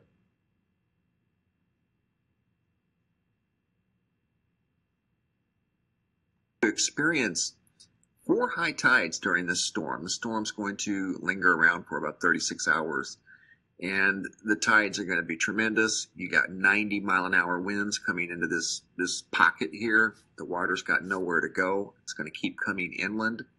This area right here, you probably should Long Island, be thinking Boston, about moving going to get inland. pummeled. Manhattan, now, if you pummeled. haven't done so already. But the entire area in the upper northeast, there's going to be millions of people lose power. I just don't know for how long. So just be ready, guys. That's all I'm saying. We're going to go over this in more detail tomorrow. But you I can will see the keep power updates outage map tomorrow right for now everybody as well. is already over 100,000, and it's just getting started. 107,000 without power in Ohio. 45,000 without power in Michigan. Already without power. 29,000 without power in West Virginia. 23,000 without power in Pennsylvania. It just it's started, only just too. begun. We're talking in the neighborhood of 180,000 people right now, and the storm is just getting started. Yes, I will keep So we're everybody going to take a updated closer on this look at it storm tomorrow morning as it moves from west to east, and it's going to set up shop right here off the coast and start to strengthen. So just be ready, guys. If you're in the upper northeast, power outages are already starting. Over 100,000 without power in Ohio as I do this video at 8. And this storm 30 just PM started. Mountain. It hasn't even really collided yet and formed into where the barometric pressure will drop. That's tomorrow. But you're already looking at, power outages over 100,000 plus already. Even Michigan has 45,000 out of power, 107 out of power in Ohio. One time, 2018. Thanks for watching, and be safe out there. Wednesday, February 28th, 1 p.m. Mountain Time, 2018. Guys, I got about 3 things to touch on in this video. I want to start with a new water anomaly that was sent in this morning. Pay attention. Photographs of a extreme water retreat off the north shore of South America, island called Aruba. Photos were sent in from this location right here under the famous line that And was look at that observed line. on Google Earth back about a week ago. A little over a week ago, I think. The water anomaly is coming directly over where the line was that we showed you with this blast of energy over the entire planet. Now watch what he shows you here. This is very interesting. Very interesting. More breaking news now. There's just been an aftershock in Argentina, 3.8 deep. Okay, so now pay attention to this video, guys. It's really important that the water retreat is from this. I'm telling you, we are going through a magnetic pole shift. That's what you're seeing here. And it's encompassing the whole Earth, and it's affecting the entire Earth. I'm telling you. And that's where you're seeing most of this acute change in weather and things of that nature. This was on the 19th. This line definitely is not limited to this area here. It has been observed at various locations around the world. It's just difficult to put it in its full perspective from the ground view only. This here gives this thing an entire new meaning. So since we've seen the photographs and videos of this phenomenon from so many different locations around the world, we're going to assume that this is accurate. In fact, I just received another photograph this morning of the same phenomenon. This is from the UK. Got this morning. It wasn't observed this morning. It was observed a few days back, but this was over in the UK. So no, this isn't near South America, but that's undeniable. It's as far as you can see, and it looks identical to what we witnessed over in the Netherlands. So I think this phenomenon was observed this one time on Google Earth, but I don't think this is the only time that this has happened. This is kind of a big deal, if you ask me. It doesn't get too much bigger than that when you have a anomaly like that spans the entire length of the globe. But let's get back to the water anomaly. I want to thank Vinsley from Aruba for sharing these photographs. Here's photograph number 1. I'm going to take you to the location. This is on the south side of the island of Aruba. And the water is clearly absent from the coastline here and here. And what Mr. Vinsley said is the water normally doesn't go any farther past the white sand. So when it's way out here, it's clearly, especially to a local, it's clearly way too far out of bounds. That's a good, 200 or 300 feet away from where it's normally supposed to be. So these are from Aruba. The exact location is right here off the north end of South America. And the location is on the south side of Aruba. Right there's the exact location. And guys, when we see these water anomalies in photos that are shared, it's probably just a small fraction of the magnitude of what's really going on around the globe. Just like this, for example, when someone sees this from a location on Earth, they're only going to see a small fraction of the entire magnitude of this thing because you can only see so far. But that's very impressive. And the people that I've talked to that have seen this phenomenon, they say it doesn't look anything like normal clouds, and it's more like a structure. And it spans, they say, as far as the eye can see. So trust me, I've been watching here lately ever since I saw the very first one, and we kind of confirmed that thing on Google Earth was, in fact, more than likely real, because we're seeing evidence of this popping up daily from different locations around the globe. This next thing is a large crack in the ground over in Saudi Arabia. This video surfaced a day or two ago, I think. They've been having extreme weather conditions over in Saudi Arabia. Large hail, in fact, very persistent hail. I saw more video today of heavy hail coming down. That's like 3 days in a row now. In the desert. From Saudi Arabia. You can see this crack is fairly wide, fairly deep, extends for probably 100 yards. The planet's core is cracking up, okay? You don't get hail in the middle of the desert, okay? These big cracks happening and things.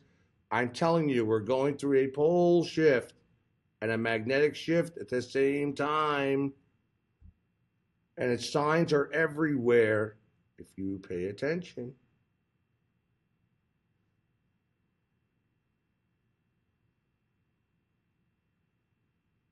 People have got to stop thinking that CERN is creating this stuff. It is not creating this.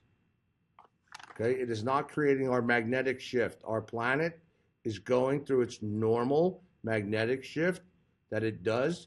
However, this time, it is affecting our magnetosphere and shield to protect us from radiation and the like. Okay? Please listen to what I'm telling you. I cannot explain all this as how I know, but I'm telling you it's true. The signs are everywhere. Wait, I'm not done. Just wait. I wanted to show you all of these. It's important. So things like this aren't necessarily uncommon. They do happen from time to time, but they've been having some extreme weather over in Saudi Arabia, which in itself is a bit unusual to see giant hail, or at least baseball-sized hail in Saudi Arabia. Another weird observation, this was shared with me yesterday from a young lady by the name of Sonia. She noticed the temperature map at 3 a.m. showed a weird anomaly out in the Gulf of Mexico. Everything else looks pretty much status quo, except for this 108-degree reading out off the coast of Louisiana. So more than likely, it's just a glitch. She shared it with me, wanted to know if I'd ever seen anything Now, this like was this the before. show. This was the show prior to the ones I just showed you. Okay, so this was before. Now you know that it's up to 133 degrees and things of that nature. So he just goes through this quickly because it was in here. So I don't want to have to go through it again.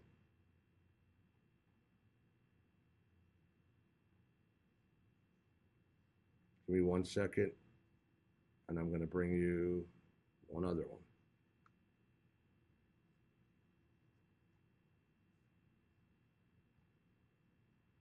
Let me just get rid of this ad of some chick sitting on the toilet. It's true. Okay, hang on. I'm telling you, I could just bring you world weather anomalies and planetary anomalies around the world.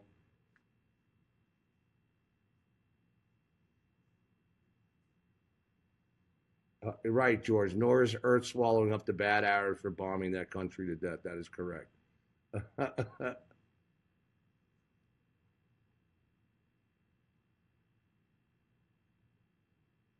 All right, Lisa, thank you for letting me know. I have 30 minutes before disconnect. And then I'll chop the video up. It takes a few hours. I got to download it, cut it up, edit it, and put it out. And that's why I'm looking for somebody to work with me to do this. But I'm very picky about my shows, so I have to find the right person to do that, to help, because then I could...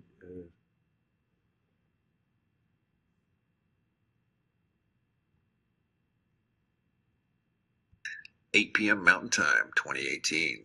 Guys, got some wild weather to talk about here. We're going to start over in the UK and Scotland. Going to go from there to North America, take a look at what's on tap for this weekend. Looks like a big nor'easter is brewing as I do this video. Again, this show, I want to show you the first BBC part of News this. Out of Scotland, drivers stranded amid red alert for snow. Traffic on the M80 between Glasgow and Stirling was brought to a standstill for several hours as emergency services worked to clear multiple accidents that occurred almost simultaneously. And if you look at this picture closely, you can see what appears to be an accident right here in the forefront of this photograph. This storm was historic right out of the gate. And what I mean by that is Scotland had never issued a red alert for... Pay attention. More epic storms that have never happened before or things of that nature. A majority, 95% of these weather events happening around the globe are either their worst that they have ever had and or weather that they've never had before in their region or their area. The signs are enormous around the world and in the universe. This is why I bring this to you, because you cannot just look at this planet from the U.S. news, mainstream, because you'll get nothing and not really understand what's going on around, what's going on. So this storm is very important. I want us to share, so I don't want to interrupt him, but it's very important. For snow in their history. And it was only the second time this had been done in the UK as well.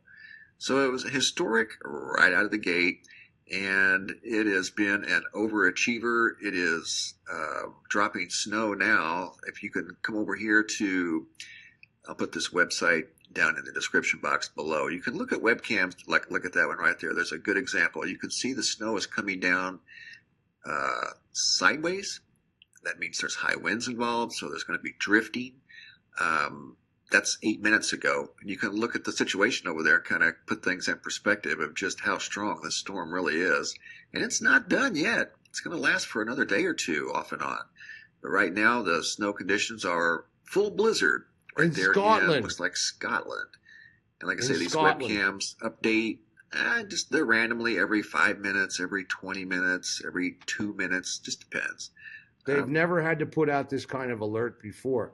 This planet is changing so fast, faster than I expected it to be, actually.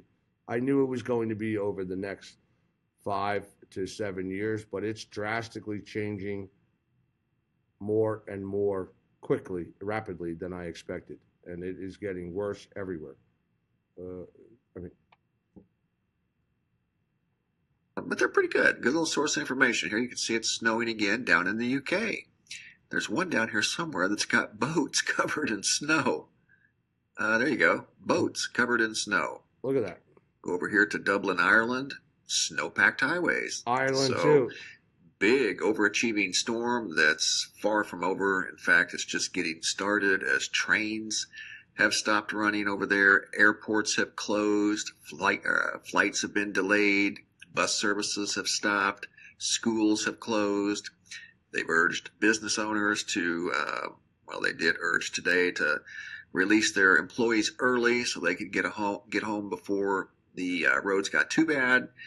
And it's just a big mess. Right now, there's 200 people at the Glasgow airport stranded, waiting on things to clear up so they can possibly leave by 11 o'clock a.m. tomorrow, but that remains to be seen. Right now, it's still snowing, and it's snowing pretty hard, according to these cameras right here. Yes, Joyce, we are focusing heavy, and I have been over the past month and change on Survival Group and Atlas Cities. You will be seeing that in the PowerPoint I release after people who signed up in our board and things get it. I will be releasing it to the group with an overview from our conference room. So we are focusing heavy on Atlas City and Survival Group and the Survival Store and the network that we want to create with it. So we are hurrying. Believe me, we are hurrying. And that's why this PowerPoint is so important for those who want to get involved and become part owner of MFA, as well as to help get this further going and going, because this is not easy. It's a lot of work, money, and time. So the more members and more people we have together working and helping us with this and contributing, the more I'll bring you. I promise you. I'll just keep bringing you and building this MFA organization. We will keep bringing it to you, and it takes participation and help from everybody. I mean, this is not easy. And I agree, you got to hurry. Time is of the essence here on this planet. And if you haven't seen the difference now, even just in 2 months, since I did my New Year's show, I said 2018, and already we're 2 months into 2018, and we're already breaking major records all over the world. And then you throw the political and war mix into it, oh boy. Look at what I'm telling you. Here at windy.com. I'll post the link to this down in the description box below. Now we're going to jump over to North America, where records were set just within the last hour.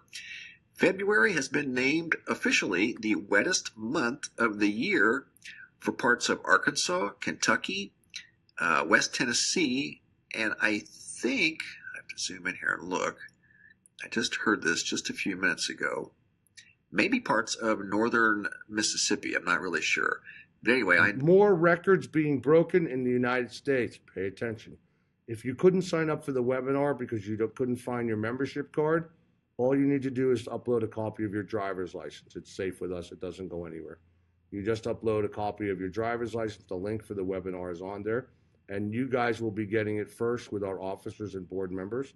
The overview, the full PowerPoint by itself, and then that it plays for you on its own, and then my webinar using that PowerPoint. So you're going to have two actual videos. One is the actual PowerPoint, and then one is my webinar using that PowerPoint. So if you want to sign up, you can't find your membership card, just simply use your license. I think I even state that on the form. I say it there. If you cannot find your membership card, use your driver's license. But now here again, I'm showing you more records being broken. Sherry, there's a link on the wall for the webinar. If you cannot find it when I'm done with this, or maybe one of our volunteers can put it up again, or share it in this feed. I can't share in the feed while I'm live. So if I don't do it now, I will do it when I get off. But I want you to hear this. There's more records being broke in the United States with rain and things of that nature. I do know that records were set for the most rain ever recorded in the month of February. So these rivers are going to continue. The most rain ever recorded in history in the month of February. And as I said, Christmas time, January of 2018, was going to be the beginning of no return. Beginning of no return with the weather anomalies, as well as war and in the political arena, but weather and planetary. Records are being broken all over the planet. So this is not an isolated incident. This is the entire globe going through acute changes from a magnetic shift. I'm telling you. We are in the process of a magnetic and full pole shift. It all depends how fast that happens or how slow that happens and how it's going to be affected and what else is happening in space and causing a problem with this, with our sun basically in a dying mode, and causing more radiation and more outbursts from our sun as well. Someone's just telling me we are seriously waterlogged in Dallas. Minnesota, our lakes are highest ever. See, this is my point. This is my point. So just think how bad this is going to keep getting. Okay, this is what I'm saying to you. Survival is key, mentally, physically, financially, location, preparedness, everything. It's super important.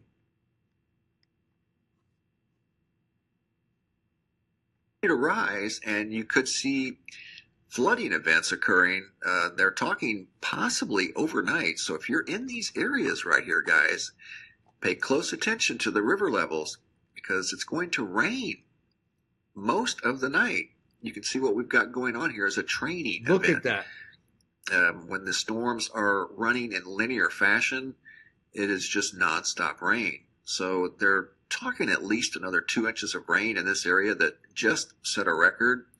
Possible severe storms tonight. Right now it doesn't look too bad, so hopefully it won't do like it did the other night, but still a lot of rain coming. That's set in for a while, so big heads up if you're in the central United States along the Mississippi, close to the New Madrid. That was unusually dry just a few months ago. Now it's extremely wet right in this area here. So just a big heads up, guys. Now I want to show you this because I keep telling you about the radiation levels on this planet and that they're using chemtrails mainly to block radiation levels, okay? Please listen to this, what is being said here, okay? And this is from March 1st, okay? Electromagnetic radiation, i.e. UV, double-digit readings again today, okay? Again today. Magnetosphere is breaking down. More radiation is coming through. Listen to what I'm telling you. Now,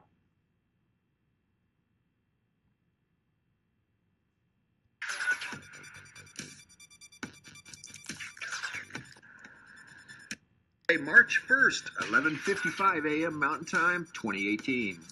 UV in the direct sunlight from southeast Phoenix, strong 10. Under all clear skies, temperature 62 degrees. And some clarity on the UV and what it should be this time of year, at this time of day, should be around 6, maybe 7, depending on your location. Out here where I'm at, it should be about a 7, maybe a 6. The higher up you go in latitude, the lower the number should be. Right now it's noon, so we consider this peak solar time, peak UV time, when the sun is directly overhead. That's at its highest point that it's going to be today, in March. In July, it's going to be right overhead, so it's going to have less atmosphere to go through before it reaches the ground, making the UV number higher. This is a summertime reading. So is the atmosphere thinner now? I don't know. According to this, it is. Because in March, the UV should not be this high. No clouds anywhere. Temperature 62 degrees. Here's some other UV readings from across the country. the UV reading is the highest. It's higher than, way higher above normal for this time of the year for Arizona, and it's very hot. What I'm trying to tell everybody is that UV, and what did he say? Okay. What did he say? I don't know what's happening, but is the atmosphere breaking down? I.e., that's the magnetosphere. Okay. Magnetosphere breaks down, our shield weakens. Remember the line going across the globe. The shield weakens, more UV light, more radiation comes in to play. The more the sun is cooling down during its low time, okay, the more radiation the sun produces. When it's burning hotter, the less radiation it produces. So, and he's going to go through some other UV ratings quickly. He does this once a month. It's something we're going to be doing in our survival group with members who have who get radiation devices to check. They're not too bad. They're not that expensive, and you could check the UV at 12 noon from your location, and then they could all be shared in a survival group so people understand and know the UV rating, because UV ratings are key, and they are getting higher and higher at strange times that we shouldn't be as high as we are right now in those locations.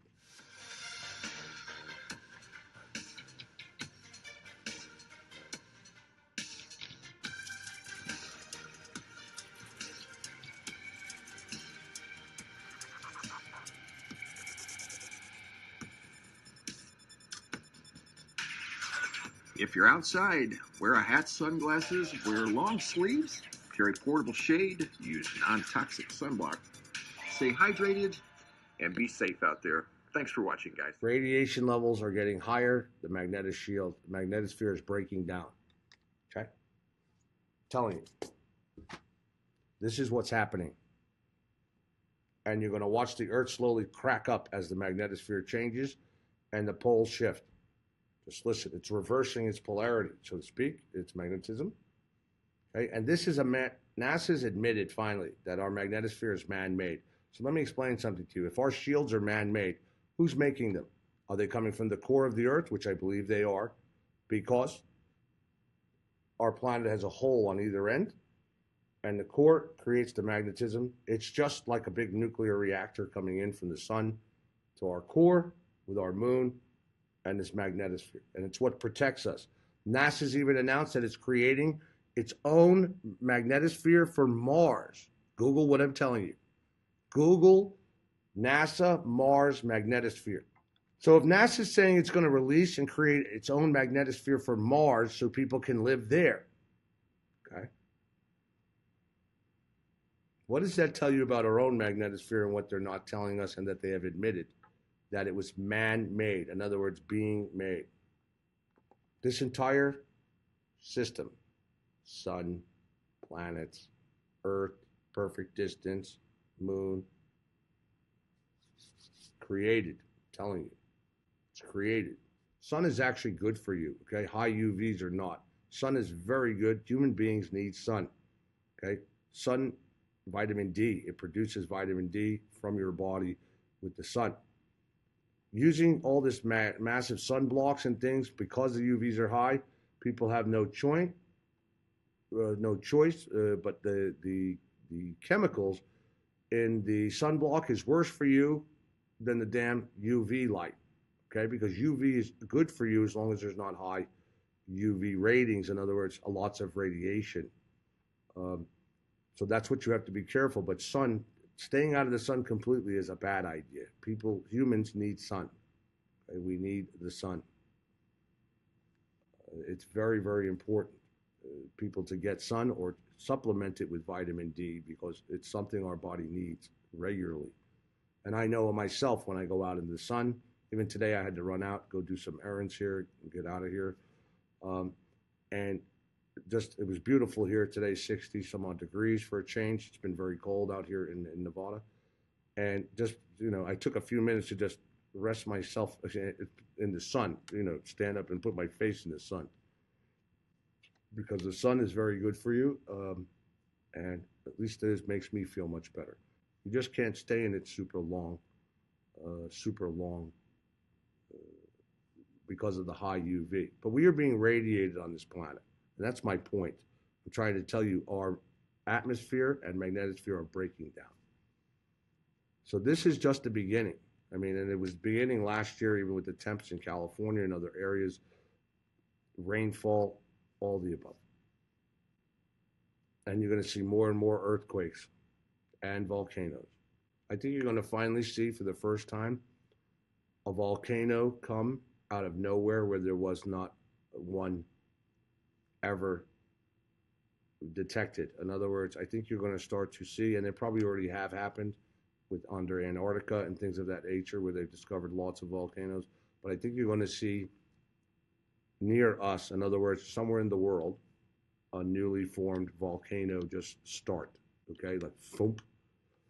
and that'll be a really big sign because that means the Earth is creating more fissures to release the pressure from the lava. All right, guys. It's 10:30 here. I know it's late for you guys on the East Coast and where you are. Thank you for watching so late. I went earlier tonight.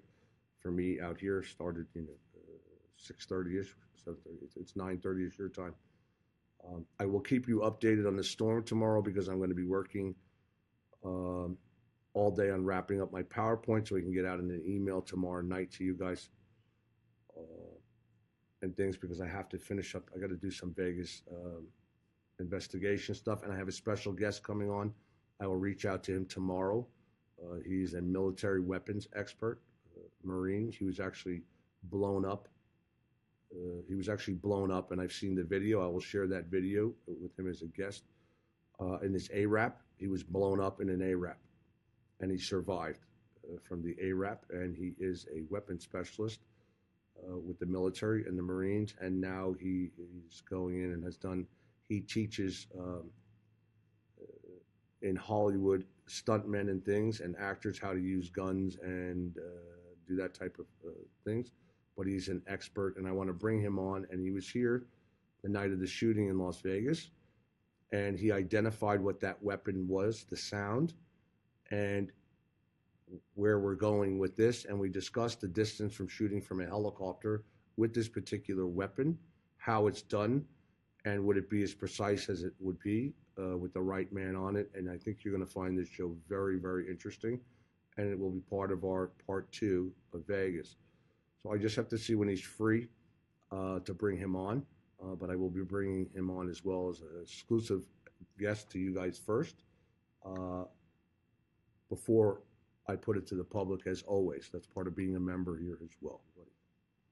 Good night, and God bless. And I want to thank all of you who, again, our officers, our board, those who have invested with us, paid members, people who have donated.